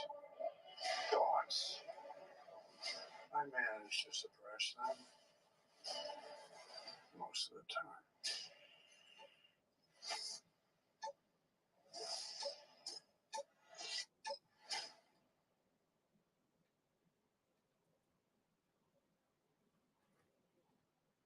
hard, it's scary. When you're handling a budget, it's easier to just go with what worked before. As producer Tom Gray said, nobody trusts their instincts. You go with what worked before and try to modify it a little bit. If it works, then you're justified in using the same thing over and over again. That's this show. Hey. No, sorry, I was just replying to a review here. However, Barron didn't care for the direction the producers were going to take the franchise, saying, for me, it was poppy.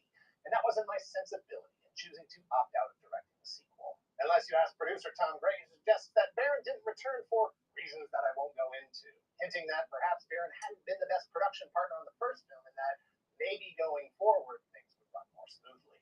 Michael Pressman, a capable and steadfast director with a robust portfolio of television movies, was hired because, as Gray put it, Pressman was a disciplined director. Having gone through the problems with the first picture, I wanted someone who shot fast and stayed on budget. That was my main motivation. My good man, Steve Barron, you have been shaded. The cast saw some turnover as well. Kevin Clash was back as both the main puppeteer and voice of Master Splinter. Toshiro Obata was back as Shredder's right-hand man. Tatsu, Bobby Rist, and Michelin. No problem, dude. Hey, man, thank you for chilling with me, man. I really appreciate it. And so, hey, welcome back, Brian. You guys are so great. One person clocks out, the other person clocks in, making sure Looking's never alone. You guys are awesome. No worries, man. I don't know how long I'm gonna be doing this for. I slept all afternoon, so who knows? Might be another all-nighter. And as you can see, I got bored running books within like 5 minutes and just wanted to chill with you guys. So I love you, man. Yes, dude. Seriously, man. I love this, dude. Like, we've got enough people where I'm like, I never do have to do that thing where I'm just sitting here talking to myself, which I did a lot in the fall. I've worked really hard to like try to build up a base where it's like, guys, just come in and chill. Don't fucking buy anything. This book's. I told dude earlier, this book smells. Don't buy it. It smells weird. You need to make sure you get some sleep, bud. That's no joke. Don't fuck around with your sleep. Stuff's supposed to get weird. April was recast with Paige Turco, who had been a regular on CBS television. Take a shower, relax, get some sleep. If I see you again, great. If not, I'll shoot you a text, man. I love you. Despite his fan favorite status, Casey Jones was completely eliminated from Secret of the Ooze. His part essentially taken by the character Keno. I'm having a tough time with it too, man. But we got to support. You got to be positive and support each other for our mental health. And besides, Elias Kate is the actor who let me know if you want those brain thieves for any reason. Don't be trying to pay for what I got them listed for. it wasn't the violence that cut Kateas' Casey, the Certainly. budget would have. Shredder was back. Remember that co-host? Hey, man, that could have been us, but you playing. We'll talk co-hosting when you're less busy, man. Have a great night. Remember Sark from 1982's Tron, and Frank, Toka, and Razar Welker as the voices of Toka and Razar. Teenage Mutant Ninja Turtles 2: The Secret of the Ooze opened on March 22nd, 1991, exactly less than a year after the first film.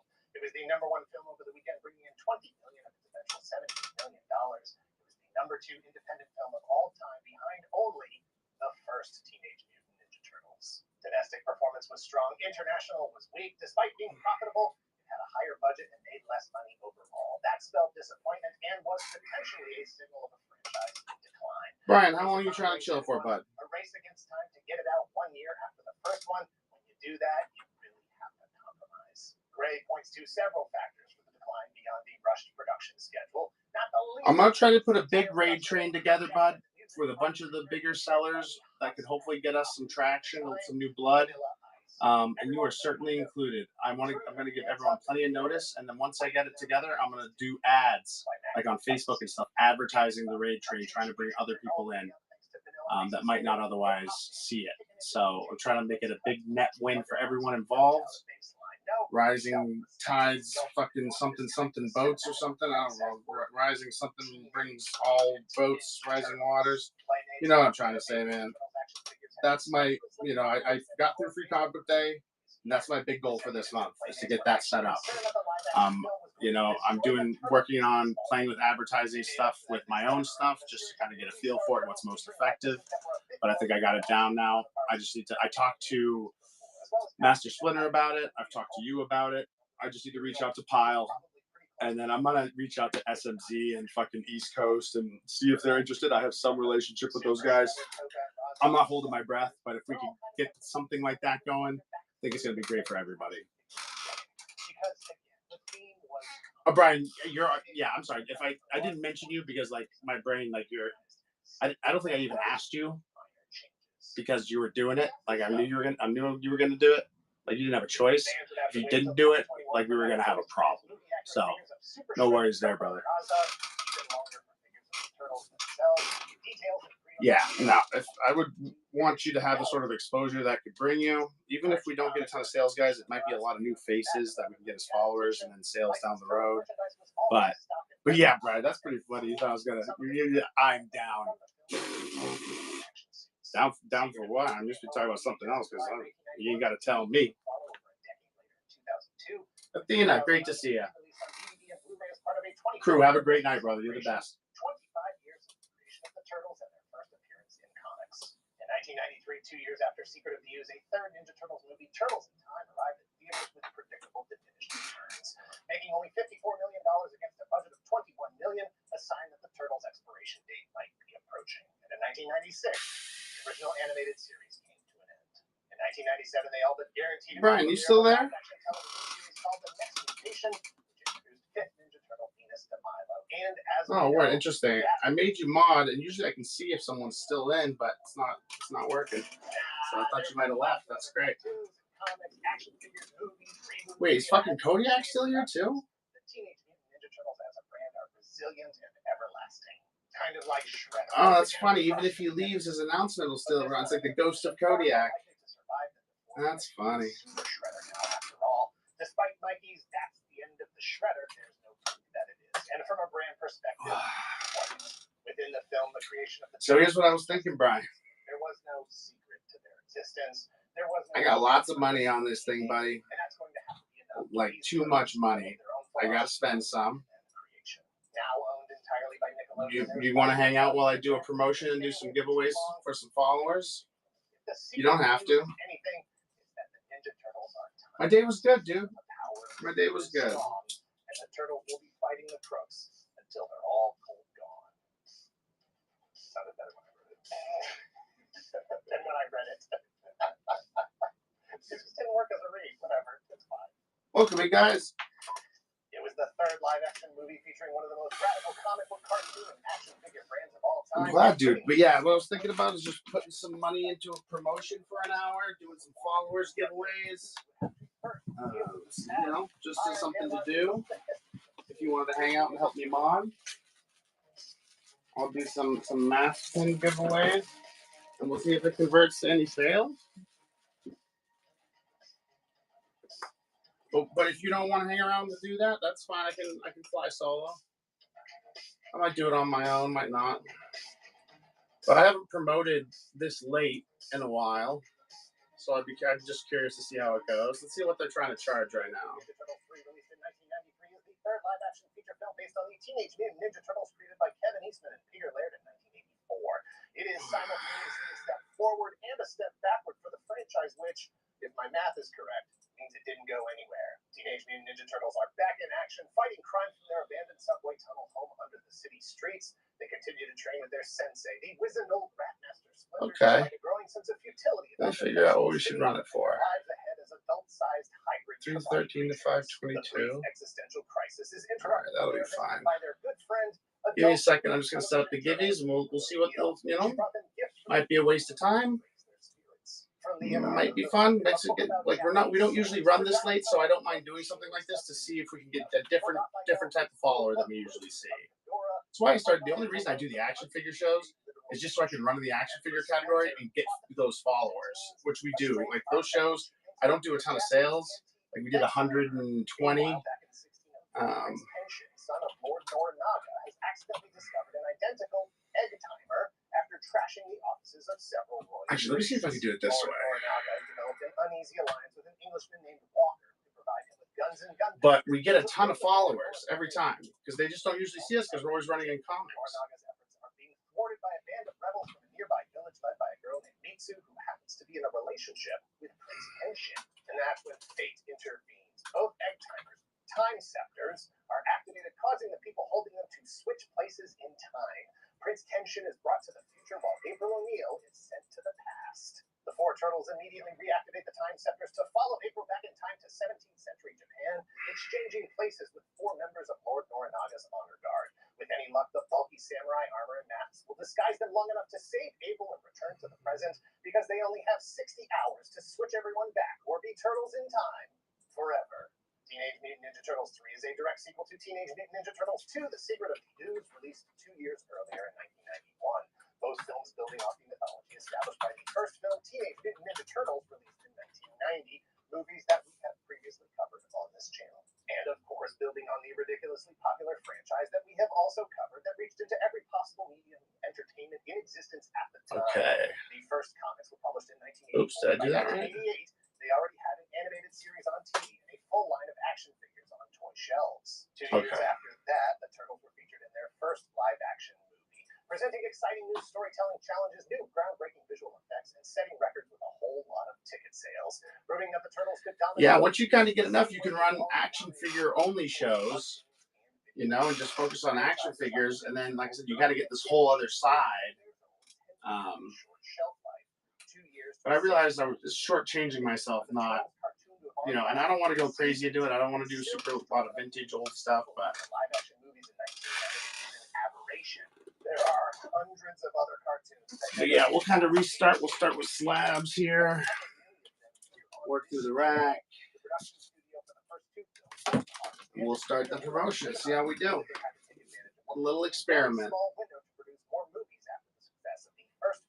It would be fair to say that perhaps they should have taken just a little more time to make Teenage Mutant Ninja Turtles 2: The Secret of the Ooze. Despite an increased budget, several sacrifices were made along the way, choosing instead to rush it out to theaters in less than a calendar year from the opening of the first film.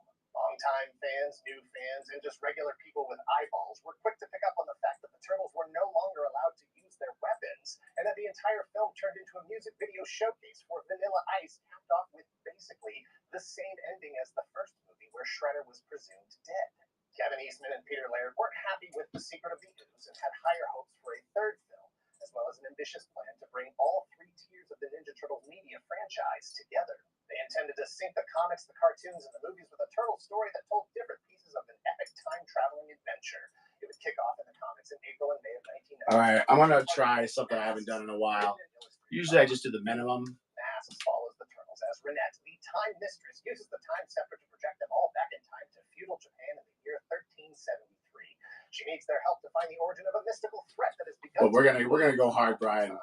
You and me. In the past, they battle against a giant mutant lizard samurai and his evil wizard boss. With Renette's help, they are able to defeat the threat and a series of events that also give birth to a new ninja clan that calls themselves. All right, we're rolling. Don't mind me if I get repetitive, Brian. Don't worry about the announcements. I'll handle that.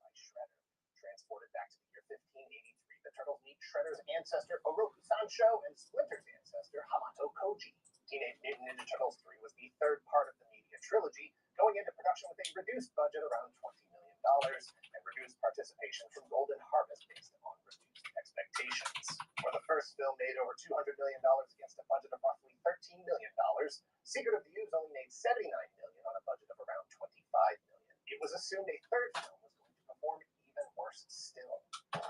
Because surely the kids had grown up and moved on to other things. That must be why Secret of the Ooze had underperformed.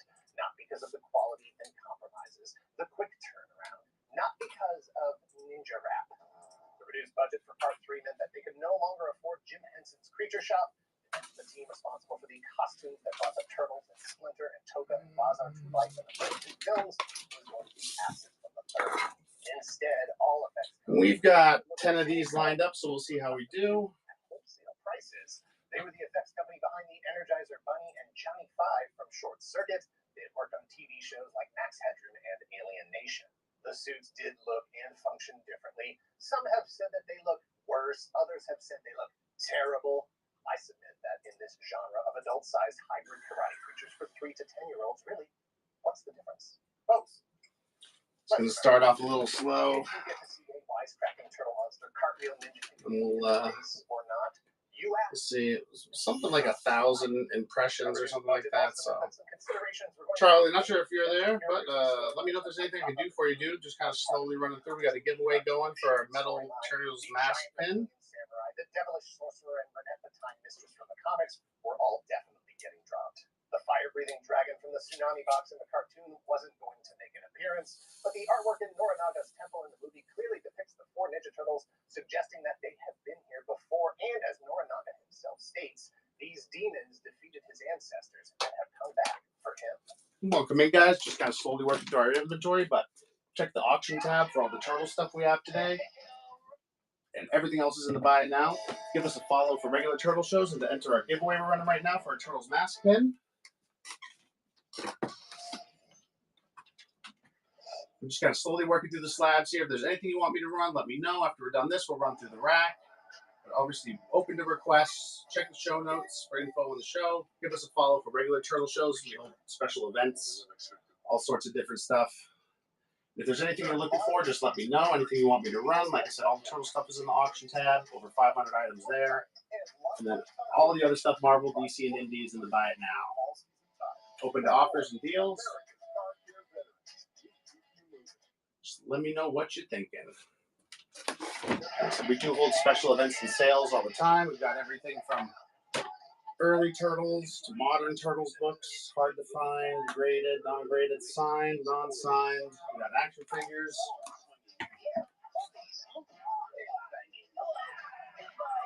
Definitely visit lookingfortmnt.com. Join our community. We do all sorts of fun stuff over there. Starts Friday, March 19th. The rolling hills of Astoria, Oregon would have to substitute for 17th century Japan and shooting overseas would have been too costly.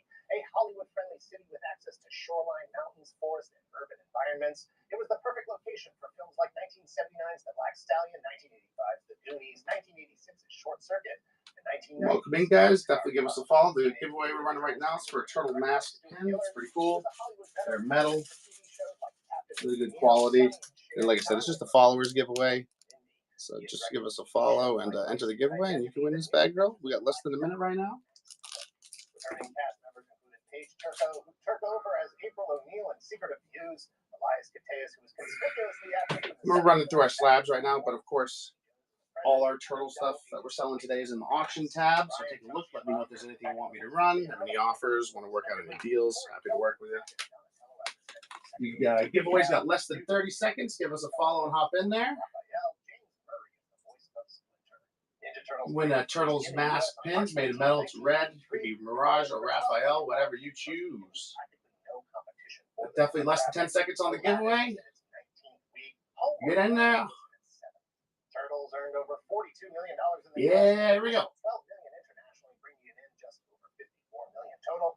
The second highest budget of the three films, the lowest. Light Phoenix, congratulations. We'll have that out for you tomorrow morning. Don't worry, guys. We're going to set up another giveaway here in just a second for another mask pin. But I hope you enjoy. All of the giveaways that we're doing tonight will ship out tomorrow morning. You'll get it real fast.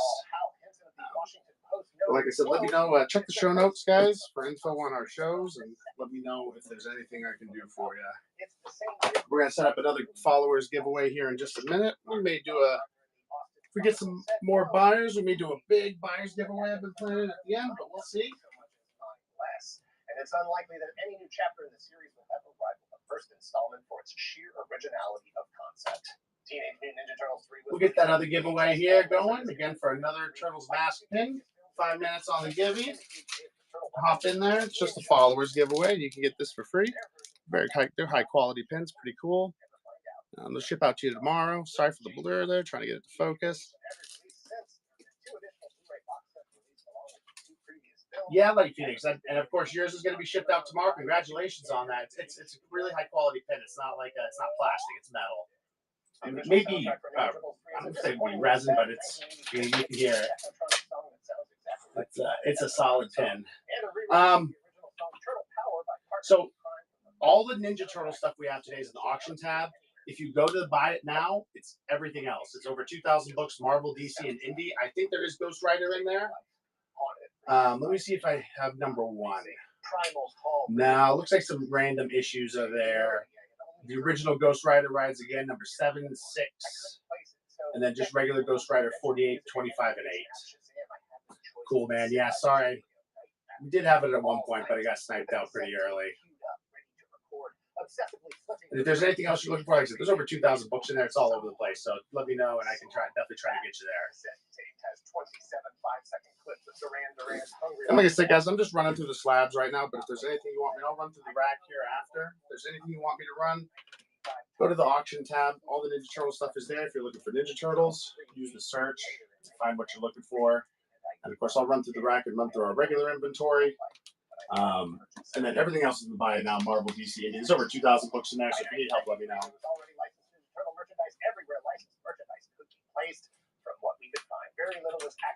We've got everything, a little bit of everything from every series of Turtles.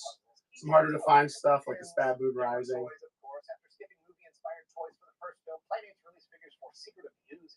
We do also have some hardcovers. Like I said, something from pretty much every volume of Turtles. 1, 2, 3, volume 4. And if you guys want to work out any deals, we're open to offers. But no matter what you do, give us a follow. Definitely check out the giveaway. We're giving away a metal Ninja Turtles mask pin. Pretty cool, very high quality. Red, so you can decide if it's Raphael or Mirage. But yeah, right now, just like I said, slowly running through the rack. And then I'll kind of just randomly run through stuff through our inventory. We do have toys. If you're into action figures, you go to the auction tab. Again, all the Turtle stuff is there. Type in figure. You'll be able to pull up what we've got for action figures. We do run Turtle shows 3 times a week. This is a pop-up show today, kind of random, so we had 4 this week. But we do run 3 times a week. Mondays, we do mostly comics. Tuesdays is action figures. And then Saturdays is a mix of both. Feel free to bookmark our future shows. We do special events and sales. We just went up to New Hampshire for Free Comic Book Day and streamed a Ninja Turtles panel. And you could shop the turtle artists who were there, their booths through our show. So we're bringing a lot of experiences like that to people. People were able to get stuff signed, get original art. It was a great show. We do multicast to YouTube and Facebook and Twitch, so if you ever want to catch a recap or just watch us there, feel free.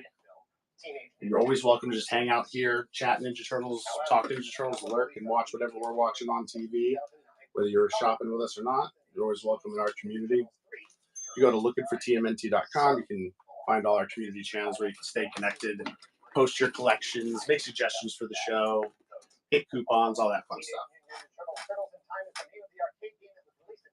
But of course, guys, just let me know if there's anything I can do for you. Don't mean to ramble on and on, but definitely get in the giveaway. It's just a followers giveaway. It'll ship out tomorrow for a cool Ninja Turtles metal mask pin. All of that before the release of the third movie. Understandably, a name that would have become associated with the time-traveling adventure, but still totally wrong. Ninja Turtles 3 did not kill the Ninja Turtles franchise. It was certainly part of a general slowing down or phasing out of Ninja Turtles as the once dominant franchise that it was. Many normal kids grew up and moved on to other things. That said, plans were being made for a fourth film, and if things had gone just a smidge differently, it is likely that it would have been released in 19. Oh, that's cool, like Phoenix. Yeah, IDW, they did a great job with it. They did a great job with it. Did you start reading back in volume 5? Oh, you finished Last Ronin. What'd you think? What'd you think? I'm jealous. I wish I could wish. Oh, here's the giveaway. Oh, looking for Nub. Congratulations. You'll get this Ninja Turtles mask pin. And guys, we'll queue up another giveaway here in just a second.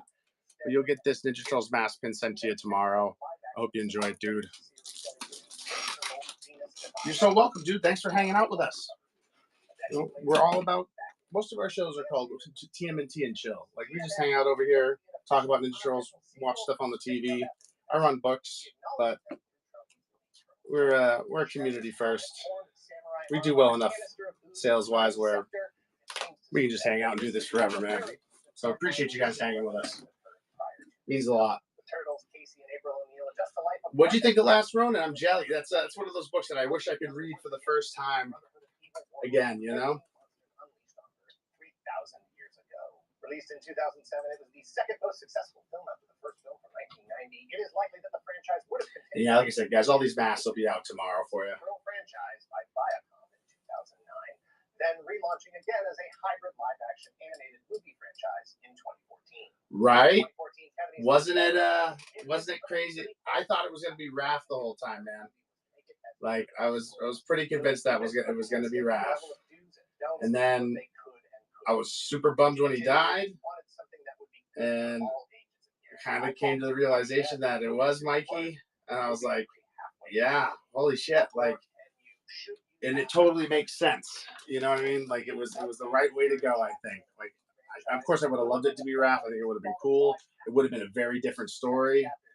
I don't, you know, but it was, yeah, totally, what a twist.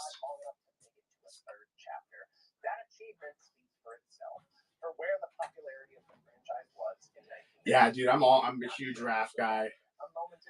Super bummed he died first.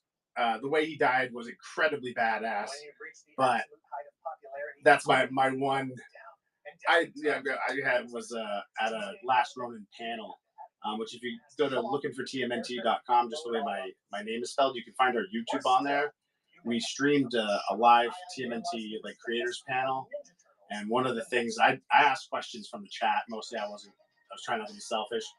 But would have loved to give him a piece of my mind about killing Raph first like that. Jokingly.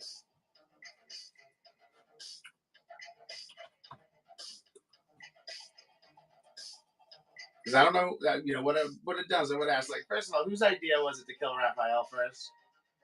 The second of all, what the fuck? Like, what the fuck? Right. Yeah. It's one of those things. Yeah, joke's on me because it does make perfect sense that he always rushes out, always gets in over his head, and always needs his brothers. But at that time that all that shit was going on, his brothers weren't in a position to bail him out. But he did take her eye down with him. And that's badass. Splendor dabbles and meditates astral projection, allowing his mind and spirit to leave his body for another plane of existence. One day, while taking an out-of-body stroll through the dream realm, Splinter receives a warning from his friend Chung-Yi that the dream realm is becoming unstable and that dragons are coming. That's great reads, man. Great reads. I still haven't finished Last Ronin 2. I'm not sure I'm 100% sold on the new Turtles, but I'll come around. I always do. But Lost Days, definitely. Lost Year Special, too. Definitely. Micro Ghost, always good to see you, bud. Hope you're having a great one. We're going to start up another giveaway here for a turtle mask pin. Once we'll see if we get a few people in the room, then we'll fire another giveaway off here. This team is older, wiser, more experienced. It's going great, man. It's going great. Show's great. We've built out a lot of the community aspects of the show. We're growing really well. I'm sure you remember back when I was down to running shows with 100, 200 followers last fall, and now we're up over 1,000, over 1,200. Built out a lot of if you go to lookingfortmnt.com, just the same way my username is spelled. I've been working on building out all our community channels. We still just do the retail operation on whatnot, but now we kind of spread out and have a few different places where we can hang out, chat, chill, all that sort of stuff. So we can do it outside of when I'm live. You're more than welcome to check that stuff out and join me, man. We'd love to have you. But this everything has been going great. I don't know if you saw the Free Comic Book Day show and the Free Comic Book Day panel we streamed, but those are real big success. I put the panel up. If you missed the panel, the TMNT Creators panel that we live streamed, you can catch it on our YouTube channel, which is on the website.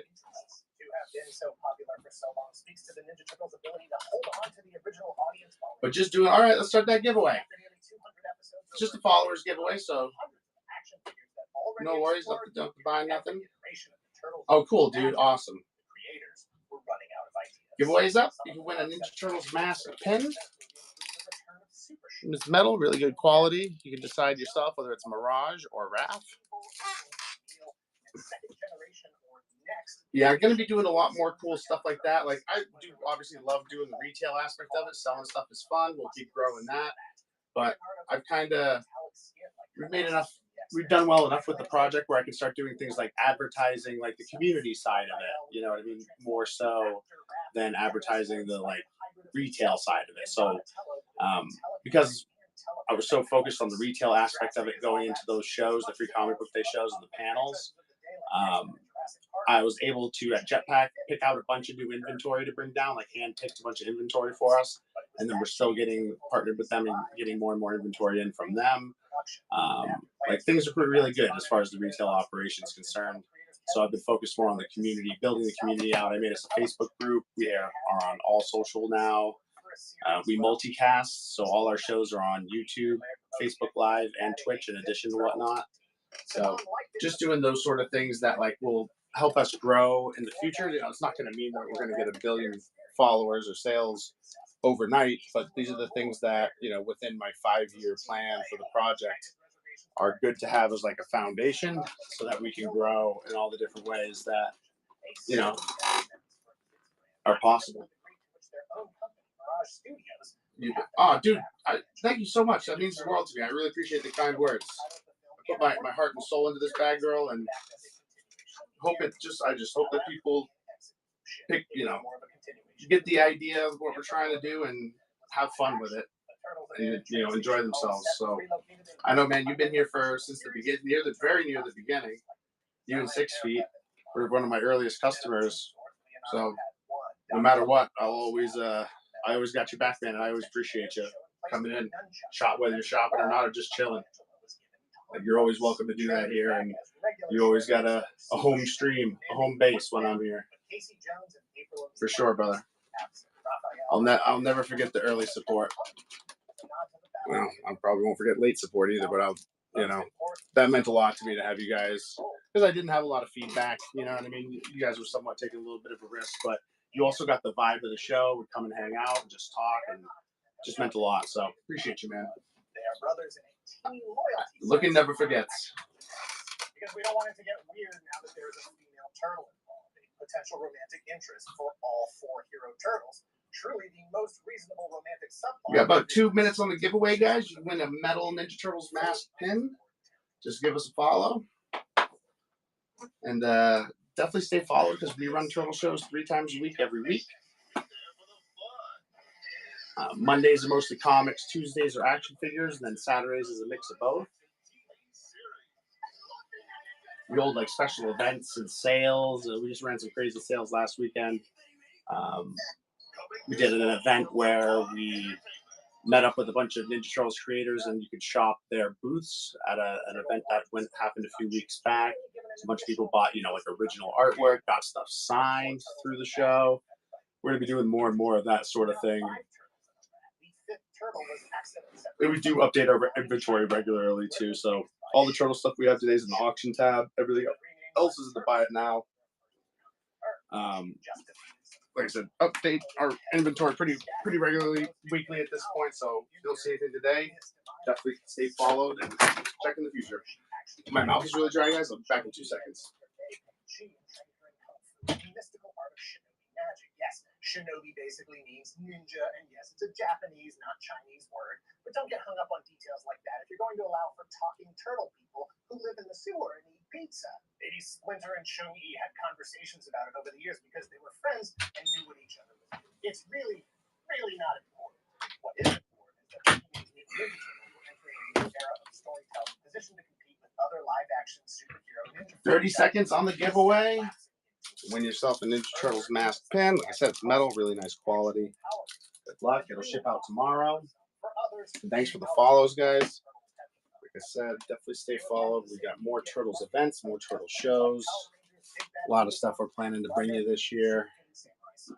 On the same network as X-Men.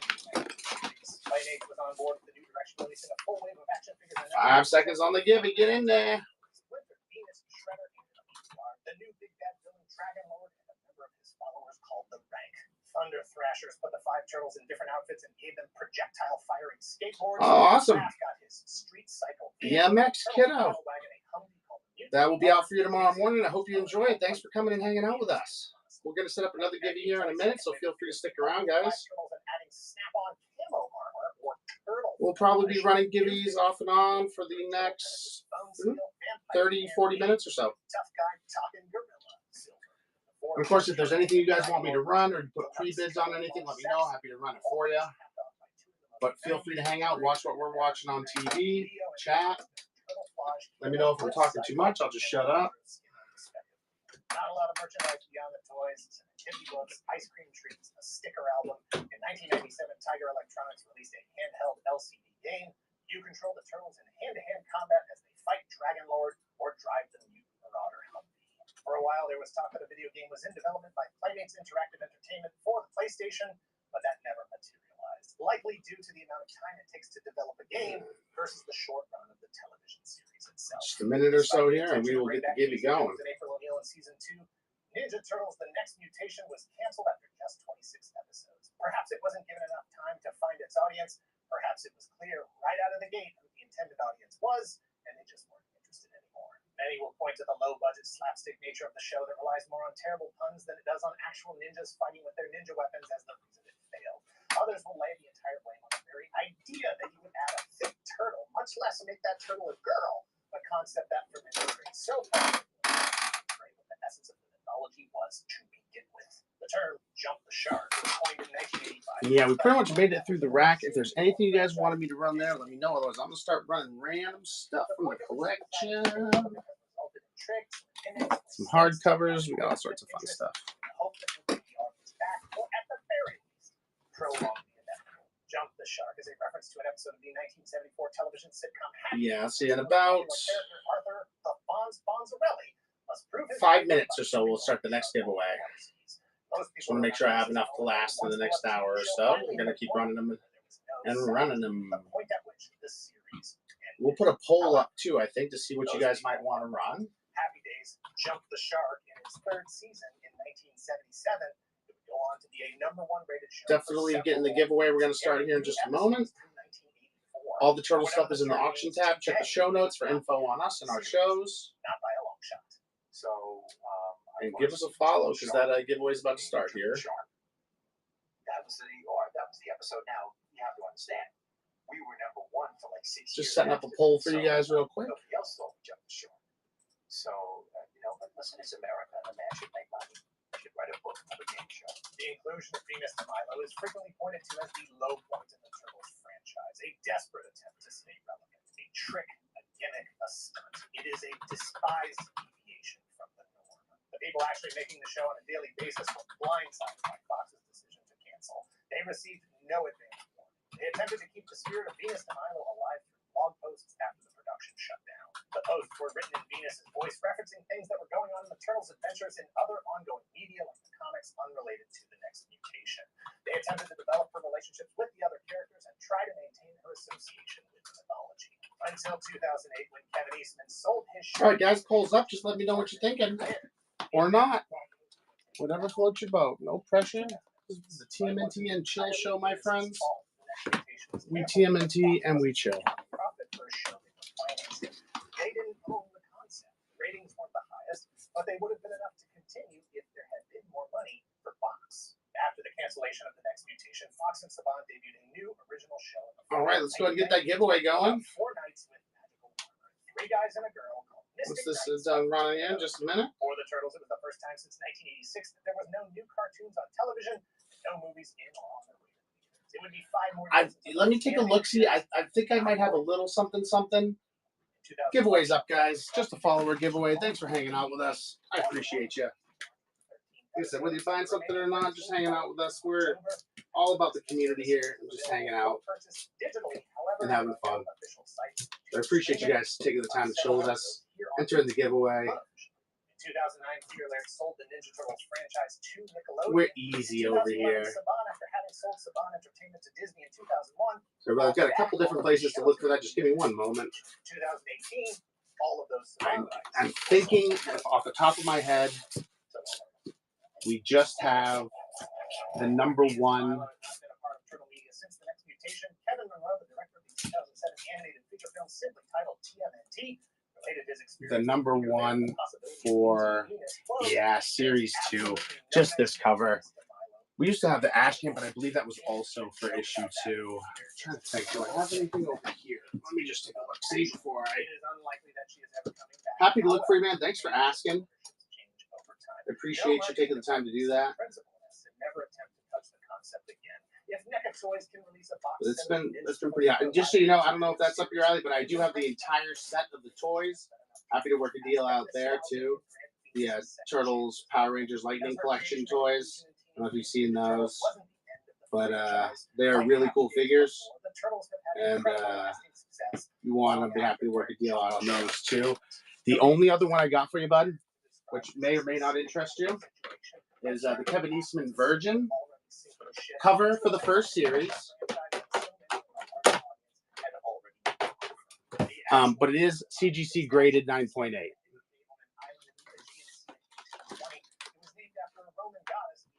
That is from the first run, but like I said, it is graded. Forcibly renamed, a more appropriate name for the turtle than it seemed. Had it been under better circumstances, that's cool. It is a Kevin Eastman cover. Very healthy franchise today. Looking back, these as a franchise didn't jump the shark. They buried Venus de Milo. Perhaps one day she will be accidentally discovered. And of course, guys, give us a follow. We're on the followers giveaway right now, where you can win a Ninja Turtles mask pin. They're pretty cool. They're metal, high quality, and it'll ship out to you tomorrow. It looks like Mirage TMNT is leading the poll, so I don't mind running a little bit of that for us. Yeah, dude, that's what I got for. I wanted to make sure I answered your question. That's what we've got for Power Rangers Turtles right now. Always working on getting more of that stuff in. So give us a follow and check back for sure. We got a lot of different turtle crossovers here. But since I saw we were kind of leaning towards Mirage, we can run a couple things real quick. We do have this book also graded in 9.8. I had a feeling you might want to read it. Yeah, totally get it. It is at the same time one of the most genuine and one of the most radical adaptations of the franchise. The Teenage Mutant Ninja Turtles have returned from an adventure that introduced them to a new friend and new superpowers. Oh, I know exactly the one you're talking about. That's a great cover. The spirit of life summoned the Ninja Turtles to the underground shrine of the Neutrino Kingdom to fight. And we do have some more obscure Mirage that we can go through with you guys as well. Let me know what you guys are thinking there. The like these series here, Bad Moon Rising, Blind Sight, Brain Thief, Third Kind, that's all Mirage. We do also have this limited to 3,000 Paperback Bazaar Small Press Fest reprint of #1 where Peter did some changes, basically did some just different stuff with the #1. Obviously, you have Mirage Volume 2 #1. So like a few little keys in here. Volume 4 #1 as well. That's not Journeys. That is the actual Volume 4 #1 first printing. In excellent shape, and a few other little Mirage things throughout. So. Peter Laird published the first issue of Teenage Mutant Ninja Turtles in 1984 through their own company, Mirage Studios, an obscure black and white indie comic born from a drawing that was initially. Yeah, that's great. By 1989, just 5 years later, the Ninja Turtles had sold thousands of comics, were airing as a syndicated cartoon series, and taking over the toy industry. In 1990, they hit theaters with a live-action feature film and a concert tour, marking their coronation as the kings of kids' entertainment. Around the same time, Batman made a similar leap from comics to movie theaters. The success of the Ninja Turtles and Batman at the box office launched a new era of comic book superhero-inspired entertainment. Here comes the other gimme. 1990 was a busy year as Toy Biz kicked off a line of Marvel superheroes action figures, followed by the. Oh yeah, I know he hangs out with SMZ a lot and does some signings. I see you've got this one. Cartoons sell toys and the Turtles. Rich Show. Congratulations, dude. We'll have that out for you tomorrow morning. I hope you enjoy your Turtles pen. You guys will be doing another giveaway here in just a minute. You're welcome so very much, man. Like I said, I ship fast. You got less than a day ship time. We get that in a little bubble mailer. Get that on its way to you tomorrow morning. I hope you enjoy it, man. Thanks for hanging out with us, following the show. You're always, everybody, you're always more than welcome to just chill here, hang out, whether you're shopping with us or not. We're a Turtles community first. If you go to lookingfortmnt.com, same way my username is spelled on here, you can check out all our different community channels. We got a lot of really cool dudes in here. I love showing off their collection. We get together to play Turtles video games. There's always something in the background here, so you can hang out and just watch whatever we're watching. Very low to no pressure sales environment here. We do well enough, and just appreciate hanging out with you guys. So thanks for taking the time to show with us tonight, guys. We'll have another giveaway here for you in just a minute. I'm going to keep working through some Mirage odds and ends. And of course, if there's any non-Turtles Mirage that anyone had in mind, we do have some of that in there. Of course, if you go to the auction tab, like Plastron Cafe and Grunts and Gizmo. But if you go to the auction tab and you search for what you're looking for, or you would just put in TMNT, it'll pull up everything we've got. Our whole inventory is listed. Of course, we're happy to work with you. If you have any deals in mind or offers in mind, happy to work with you there. So you're getting a couple votes for Last Ronin on the poll. Be happy to show you guys some of that stuff here. If you have anything in mind, let me know. I've got signed stuff. I have graded stuff.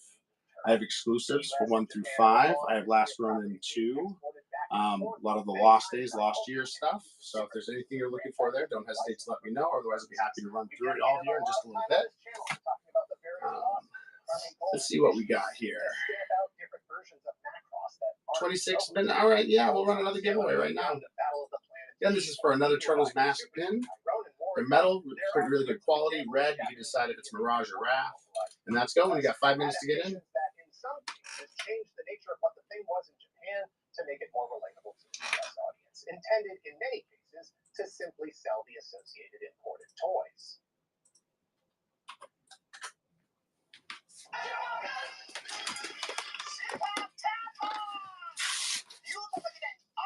And I've got a bunch of Tales Volume 2.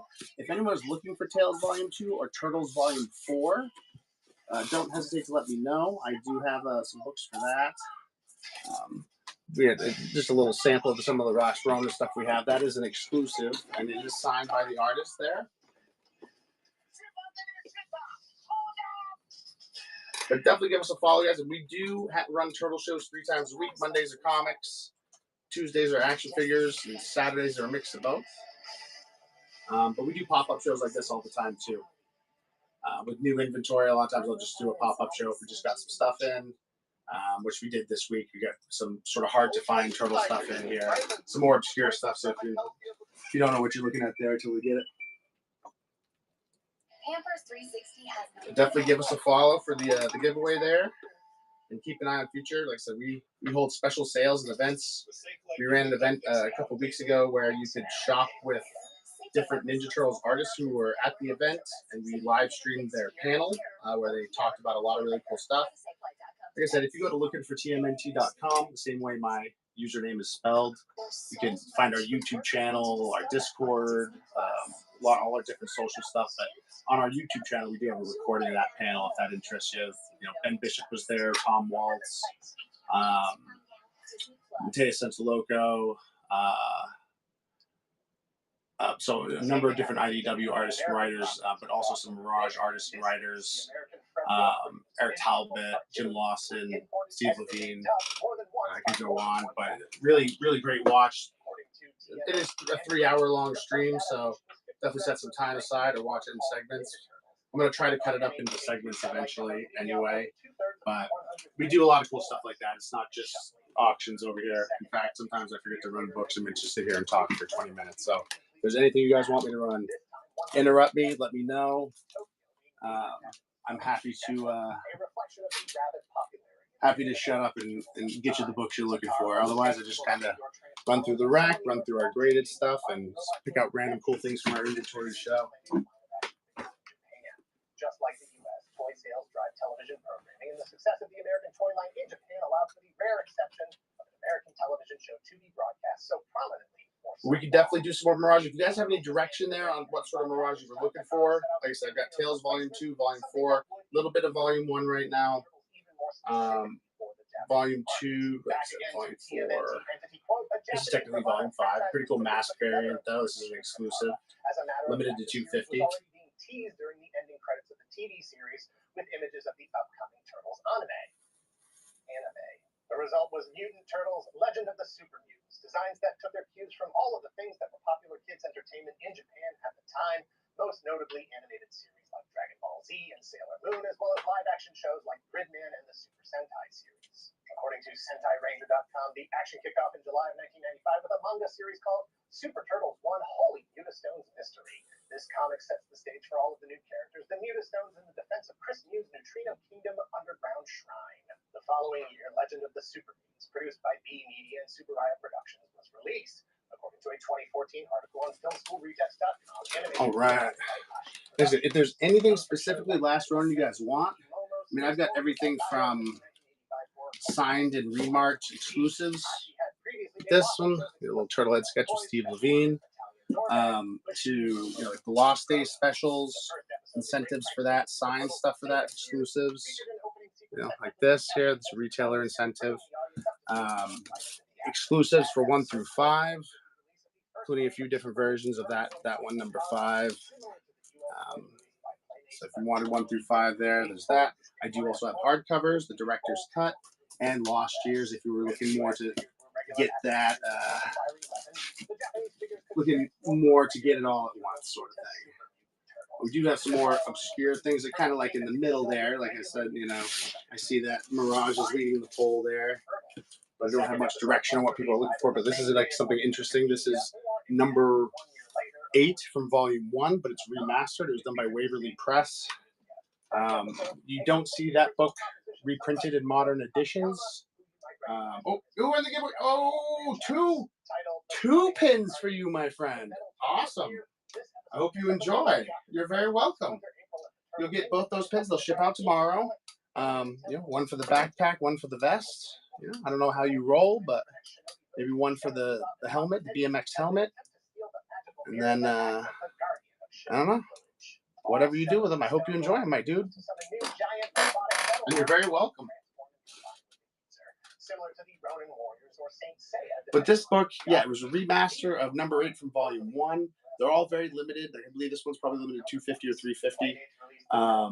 And like I said, this book can't be reprinted in modern editions, and it isn't like in the modern omnibus because Dave Sim owns the rights to Cerebus, and they need to work out deals with him in order to do that. So instead of having it included in modern editions, he elected to remaster it and with a bunch of cool new covers. And so anyway, not a lot of people know about that book and what the deal was there. So I like to, this one's limited to 400 copies, by the way. I like to try to have stuff that not a lot of people on Whatnot have. Like you'll find a lot of the retailer exclusives we have here you can't find anywhere else on Whatnot. And same thing with, we just kind of go for a lot of obscure stuff if we can. Turtles Superman Legend original soundtrack in 1996. You get the original. We'll be starting another giveaway here shortly. As well as the opening theme song Power Up Turtles by Hironobu Kageyama and the closing theme song. Yeah, in about just a few minutes here, we'll start another giveaway for another Turtles mask pin. Again, thanks for hanging out with me today or tonight, guys. I really appreciate you. Published by Mirage Comics. And while the Legend of the Super Mutants didn't have a significant impact on the franchise in the U.S. or in Japan, it has been recognized as existing after 1996. For the 25th anniversary of the franchise in 2009, a TV movie called Turtles Forever was produced. It was the series finale for Teenage Mutant Ninja Turtles that ran 7 seasons beginning in 2003. The plot revolves around Dimension X shenanigans conducted by Krang and Shredder that result in the blurring of the multiverse before it was cool. The original 1987 cartoon Turtles team up with the then 2003 Turtles. After capturing both turtle teams, Shredder reveals the plan to destroy the Turtles across all dimensions, and he offers a handy visual depiction of several of those dimensions, one of which just happens to be the Takara Super Mutant Turtles from 1996. Is it canon? Yes, because everything is canon, because everything is a multiverse. You're welcome. I'm sorry. Cowabunga, Turtle Power. After a decade plus of dominance, the achievement of All right, let's start the next giveaway. We'll give away another Turtles metal mask pin. Really nice quality. Something, I just thought something a little more fun than a sticker. You know what I mean? I'll show it to you guys here. Like I said, it is metal. Maybe resin. It's solid. I'll put it to you that way. You can decide whether it's Raphael or Mirage Turtles. It's up to you, but either way, it'll ship out tomorrow for you. Thanks for hanging out with us, guys. It's just a follower giveaway, so feel free to just give us a follow. We do stuff like this all the time. We also hold special events, special sales, update our inventory regularly, and we hold 3 Ninja Turtle shows a week. Over 500 turtle items in the auction tab. And then we do sell everything else. It's just over in the Buy It Now, Marvel, DC, Indie, odds and ends. There's over 2,000 items in the Buy It Now. Let me know if there's anything I can help you with anything across the board. Thanks for hanging out, guys. I appreciate you. Proof that the story of these hero turtles could transcend generations. For over a decade, a human-sized talking rat named Splinter has been raising his adopted children in the sewers beneath the city of New York. Those children are 4 human turtle hybrids created through contact with the mutagenic ooze when they were still hatchlings. Splinter taught I see Last Ronin was kind of creeping up on Mirage there, so I figure we'll switch over just because we don't have a lot of direction on what people are looking for Mirage. But if there's anything anyone's looking for, like I said, we've got some later stuff, like the Volume 4 stuff. We've got some odds and ends. Some graded stuff. Just definitely hop in that giveaway. We'll start running through some Last Ronin stuff. This is exclusive for TMNT collection. And we do have exclusives from a couple different retailers and some regular issues and some incentives, some ratios. We got Last Ronin toys from NECA, Pop, Playmates, even. So we got some graded Last Ronin, some signed Last Ronin. Let me know what you guys are looking for, and I can help you get there. Or feel free to just hang out, follow, join the giveaway, watch what we're watching on TV, listen to my crappy spiels, check the show notes for info on our shows, and let me know if I can help you. In 1987, Playmates acquired the rights to create a line of toys while partnering with Murakami Wolf Swenson for a syndicated animated series. The cartoon and toy line combo established the Ninja Turtles as one of the most popular and most profitable franchises of the 1980s. In 1990, the Turtles released their first feature film, a live-action adaptation of the series drawing heavily from the original comic series, a movie that likely would have been successful in its own right, propelled higher on a wave of comic book movie excitement kicked off by Batman a year earlier. The Turtles starred in a live-action musical stage tour, their second movie hit in 1991, their third in 1993. By 1998, the original animated series had ended, as did the single-season attempt at the live-action TV series. After 11 years of turtle saturation, the kids who fell in love with the brand as 5 to 8-year-olds have become teenagers, more interested in we can run through 1 through 5. We should have an exclusive, if I recall, for each issue, so you could theoretically get the whole run. Like getting mad at sports or balancing the checkbook. And these are our exclusive covers. They're done by Rich Weddle. He did an awesome rendition. Like I said, we do have stuff signed by Rich if you're interested in that too.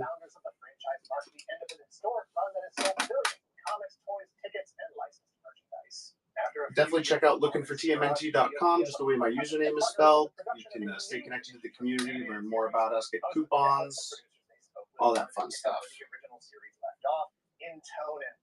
We have a Discord channel where you can enter giveaways, so you just get free stuff included with your orders. We got a lot of different stuff going on, guys. And we're going to keep growing and building both our retail side and our community side. We're just happy to have you hang out with us. Feel free to hang out here anytime, whether you're shopping or not. We got a huge section of our community just comes, hangs out, chats turtles, maybe gets a book every now and then, maybe not. It's all good here. And he had experience as a writer and producer of animated series like Yu-Gi-Oh!, Transformers Generation 2. We have less than a minute on the Givey, 4 entries, just the followers Givey, guys. If you stay followed to us, recommended. We update our inventory all the time. We run 3 shows a week. And we've always got new turtle stuff. We've got some cool stuff planned, some events planned. This one is signed, just a heads up. CEO Gary Richardson to get that deal done because that was the show that he really wanted to see and be involved with. Teenage Mutant Ninja Turtles was co-produced by Fox's 4Kids Entertainment as part of Fox's Fox Box block of kids programming, the first in-house production by Fox of its kind. One take. The new Turtles series premiere on February 2003 reimagined in every way to separate itself from the original. Who's gonna win? Miko! Congratulations, you'll get a Ninja Turtles pin.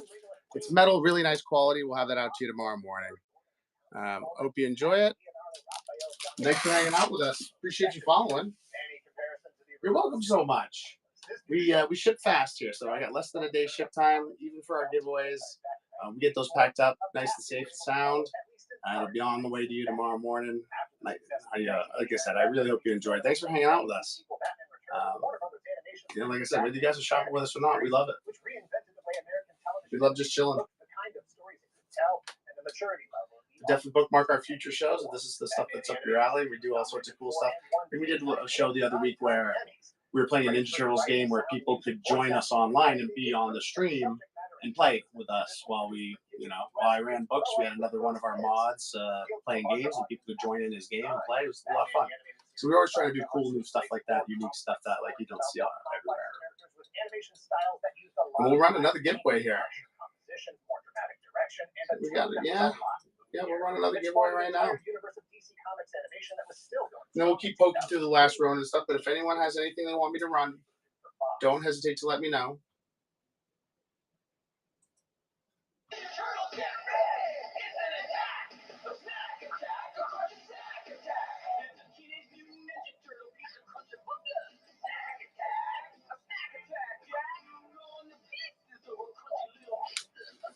All right, so that's number 2. Again, we do have 1 through 5 of Last Ronin. They're exclusive. They're Jetpack Comics Forbidden Planet exclusives. They did a great job with each issue. Season 1 of Team. And that giveaway, guys, just the followers giveaway. No buyers giveaways tonight. Just hanging out with you guys. Showing you what the community and the shows are all about. Really appreciate you hanging. Like I said, definitely check out our website, lookingfortmnt.com, just the way my name is spelled. We got coupons, community channels, all sorts of fun stuff. Facebook group, all our different socials. You can always stay tuned into what we're doing over here. We do, like I said, we're a little more than an average whatnot. We streamed a Ninja Turtles creator panel a couple weeks ago at a special event, and at that event, we kind of let people shop the Turtle Creators tables through the show. And we've got a lot more events like that planned on top of exclusive comics, expanded inventory. We're just going to keep going. Season 2, 3, and 4 added 26 more episodes each, winding through stories. We'd love to have you along for the ride. Adding new characters and concepts to the mythology. However, 2006, after 100. Of course, guys, let me know if there's anything I can do for you. I keep yapping. I don't have to keep yapping. Studios was happy, but definitely hop in the Givey, just a followers Givey. Playmates Toys had concerns. The darker, more mature approach to the Turtles had been fine at first as a way to refresh the franchise, but business wasn't as good as it had been in the 80s. 4Kids was already wavering on the more graphic nature of the series. And like I said, all the turtle stuff is in the auction tab. Let me know if there's anything you want me to run, or if you got any pre-bids in. Happy to run stuff. Everything else is in the buy it now. Over 2,000 books in the buy it now. Tortured by Shredder and his goons, his body literally Marvel, DC, Indie over there. rendered to the point where only his brain and pieces of his nervous system existed. He sustained his life by creating a cybernetic life support. Desperate to be human again, he synthesized a superhuman organic body as a new host for his mind. The transfer process worked at first, but the body began to deteriorate. Flesh dripped from his bones in what could have been a spectacle of Saturday morning body horror. His body was the physical manifestation of his deteriorating mental state. He lashed out, blaming April O'Neil for all of his failures and the monster he had become. After a fight with Casey Jones and the Turtles stopped him in his ground, Fox Kids aired the March episode Tale of Master Yoshi instead. When that season 4 episode, Insane in the Membrane, was pulled in February of 2006, season 5, the final season, was already in production with the same dark tone as the previous 4 seasons. And this one is signed as well. Episode 6 would have been called Nightmares Recycled. It would have focused on the characters Hun and Garbage Man having been conjoined twins, surgically separated, with Garbage Man being discarded, and yeah, that kind of thing left 4Kids Entertainment and Playmates lobbying for change. Despite the episode being written and storyboarded, it was never finished due to the graphic subject matter. Instead, 4Kids decided not to air the almost completed season 5 and got to work on a new... All right, less than 2 minutes on the Gibby. Just to follow us, Gibby guys. And if you do give us a follow, we're always updating your inventory weekly at this point. We'll turtle shows 3 times a week, but we always load in our Buy It Now, which has a lot of books, non-turtle books. But the auction tab will always have all the turtle stuff we're running. And yeah, we do hold special shows and events. Definitely check out lookingfortmnt.com, just the same way as my username is spelled. You can join the community, stay connected, share your collection, organize gaming sessions with people. We do giveaways out of our Discord, where you basically just click an emoji and you're entered into the giveaway for the week. Whoever wins gets a bonus sent to them. We do have a YouTube channel where we multicast all our shows. We multicast to Twitch, so this show's live on Twitch, YouTube, and Facebook right now. So we do special events like the creator panel we live streamed, where turtle artists and writers from Mirage, IDW, and Last Ronin specifically were there talking about all sorts of cool stuff, some of which I kind of am hesitant to say because they definitely did some spoilies. But if you check out that video, definitely worth your watch.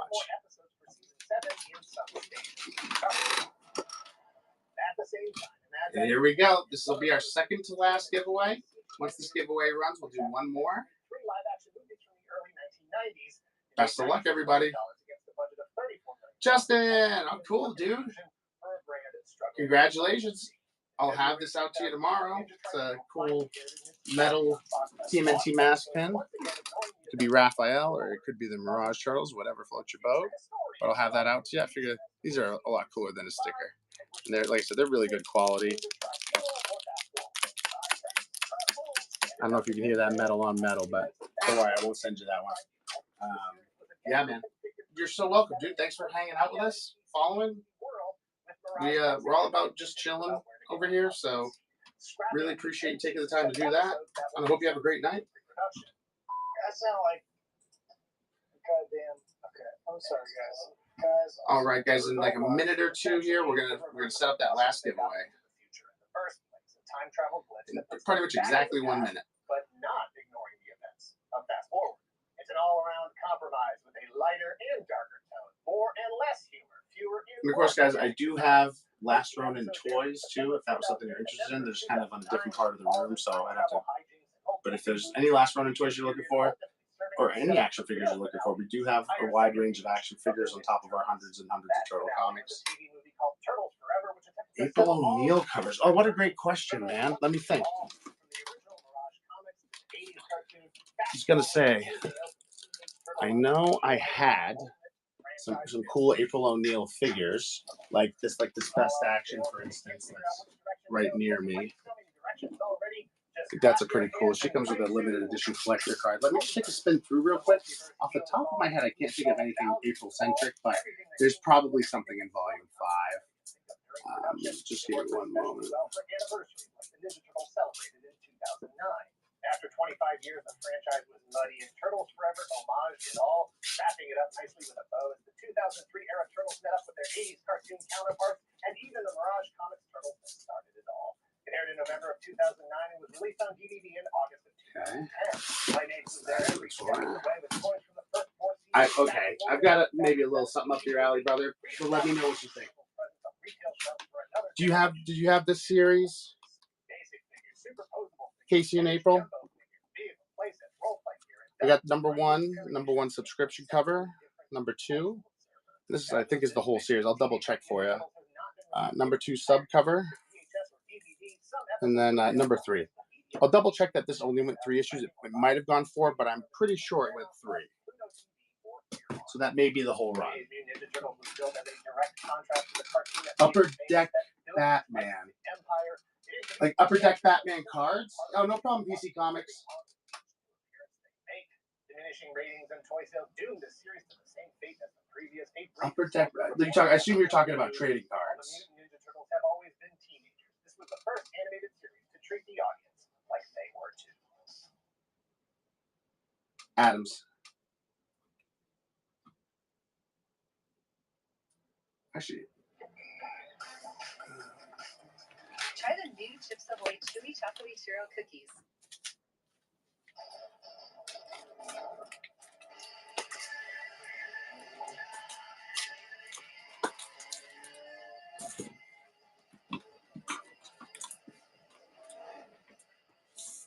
All right, guys, let's fire off this last giveaway.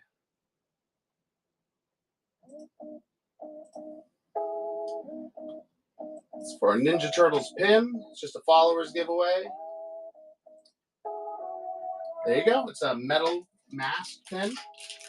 It's red. You can decide whether or not it's Raphael or Mirage, but that's what you win for the giveaway. Just a followers giveaway. Appreciate you guys hanging out with me. Let me know if there's anything you want me to run. We'll be winding it down after the giveaway there. But I appreciate you guys hanging out with me.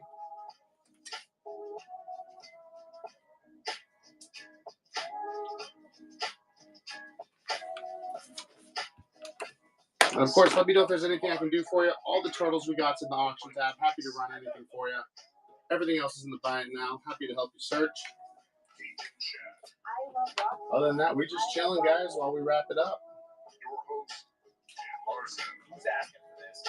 Great question. My favorite turtle is Raphael. My favorite character is Casey Jones. But Raphael, so as a kid, that's what I always say, as a kid, Donatello was my favorite. Was really into computers, software development, web design. So I did machines, effectively. I was the does machines kid of my family, so I really identified with Donatello. As I grew up and I've become an adult and have been diagnosed with bipolar, I relate more to Raphael. If that makes sense. Hope that answers your question. Just had Christmas. What are you doing? Hey, nothing wrong with that. Nothing wrong with that at all. Donnie is a solid favorite. We hear Donnie a lot over here. We hear Mikey a lot. There's a fair share of Raph fans, but I will say Leo is underrepresented. There was a time, probably running the show 4 or 5 months where I was like, yo, I have not seen a single person come in here and say Leonardo is their favorite turtle. And then shortly after that, a couple of guys did come in and were like, Leo's my favorite. I was like, dude, you're like some of the only people I've ever met whose Leo's their favorite. And of course, I've met several since then. But yeah, I feel like Leo is probably the least represented. Oh, dumpling, that's bad. But I was like, I do love the dump though, so I don't know what's going on here. I love the dump. Let's contextualize this a little bit. Right? You referring to the new Shredder series? Like I've got stuff with Shredder like on it, and I've got Shredder books. But if you're referring to like the current running Shredder miniseries, I actually don't think that's a tiny little hole in my collection right now. Yeah, it's like if But I've got lots of different covers with Shredder on it, depending on what you were looking for there. what happened when the Truckosaurus from the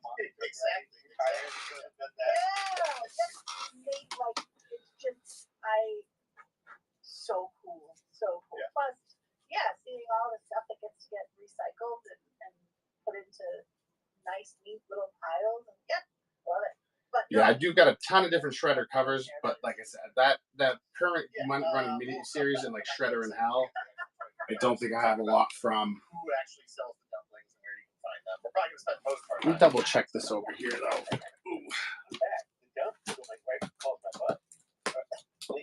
I seem to recall. Oh, okay. All right. That was we shared. I wish I had talked over you on that. Yeah.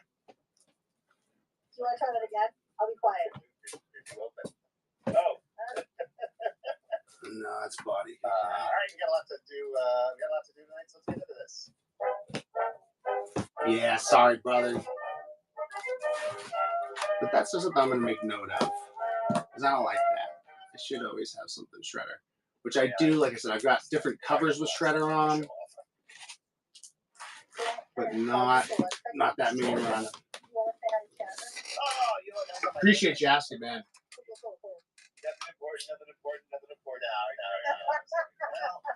Nobody here. None of these people matter. All right, 30 seconds on the giveaway. Who's excited for Mask? Like they already were there though. If you've been reading them. Yeah, I mean officially they're getting their own title. Neo 10 is here and became a YouTube channel. Thank you very much. Yeah, I've got a lot of Volume 6. If you go to the auction tab and type in Volume 6, like VOL6, you can get a quick glance at all the new series that I've got. A lot of number ones, variant covers for the early ones. I do also, if you're referring to TMNT Journeys, which is currently running, I do have an exclusive and foil cover for every issue of that, almost every issue of that. And then I've got some stuff for Battle Nexus. I have exclusives for the new Casey Jones series. A little bit of Night Watcher. So I've got quite a bit of new stuff there. Oh, thank you for saying something, because I was busy helping this other dude, and I'm glad I saw it. You're so welcome. I really hope you enjoy it. Thanks for hanging out with us and following us. We really appreciate it. Mr. Stucar. So happy. So happy to do giveaways. We don't do them every day. Hey, Randall here. What's up, Noel? David Smith. Wild Card. Boxy. Grizzlehorn. Josh Brown Toys is here. Josh Brown, I got the box. I have the kits. In fact, I'll plug that right now. Secret Galaxian kits that were made. All my stuff is over there in the booth. They were made by Josh Brown Customs, where you can like make your own little custom Secret Galaxian figure. Usually it's sitting right here on my Yeah, Justin. those will be. Yeah, it is actually. That actually is really good. It's a cool little side plot. It's very Casey Jones. Like, you know, I don't want to spoil anything, but you know he's a hothead, and he's gonna do what he's gonna do, and it kind of give you like a little hinter, I guess you could say. Like Casey gets involved in some stuff to the point where like, but he's injured. I don't know if you're reading the main series, but he gets injured.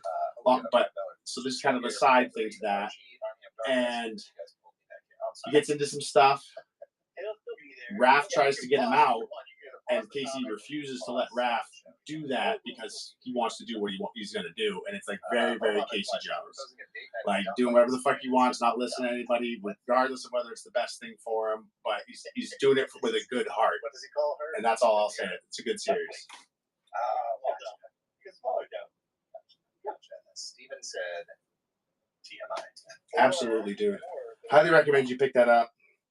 If you read the Shredder side series with, you know, him working with the dudes, I won't say anything if you're not. That's also really good, and I think Casey's right on par with that. Like they're treating it with a lot of reverence and respect, both the artists and the writer. With Robo and Beebs, which is great to see, you know. Blake and Holly, and Robo mentioned that he had watched Who's That Horse, and I was like, you know, man. Thanks for asking questions, man. Feel free to come here, hang out, ask turtle questions, talk about turtles anytime, whether you're shopping or not. That goes for everybody. That's what we love to do over here. So appreciate you, dude. Robo would have around the same score that I did. Yes, that is correct. And he's out in the Midwest where they know horses. If you guys go to lookingfortmnt.com, the same way my name is spelled, you can stay connected to the community. We've got a bunch of different social stuff that you can follow, and a Facebook group and a Discord. And the website's got coupons as well. Feel free to hang out with us anytime. We run shows 3 times a week, and we're all about the show over here. Factory Entertainment is doing Battlestar Galactica. Mike, are you even the least least bit. We saw this for the first time at Comic-Con last year. We did. You know, I would never get the figures. I don't care about the characters at all. But the Viper here, I mean, we saw it in person. It's big. It's gorgeous. Like, I would get this as a display piece if it were like $100. We'll probably wrap it up. We'll do a last call here, guys. Wrap it up in a few minutes. Let me know if there's anything I can do for you. All the turtle stuff is in the auction tab. Feel free to search through for what you're looking for. All the everything else, Marvel, DC, Indies, all in the buy it now. But once again, guys, appreciate you. Come hang out with us anytime. Like I said, whether you're shopping or not. Appreciate the follows. And hope everyone enjoys their gibbies. I have a really nice. We'll see if there's anyone we can raid here in just a minute. On my shelf, like it's 4 feet away from the tip of my finger. Right. And I already own that, so technically it's free. Like I don't have to spend any money on it. Although you just spend $220 on this. Yeah, but it's gorgeous, beautiful, and if you are a current Battlestar Galactica fan, like this is a must own. I'm not though, really. I'm not either. It just looks really, really cool. Yeah. So I put this in news. Pre-orders up right now. I believe if I read correctly earlier, it's a $50 for this.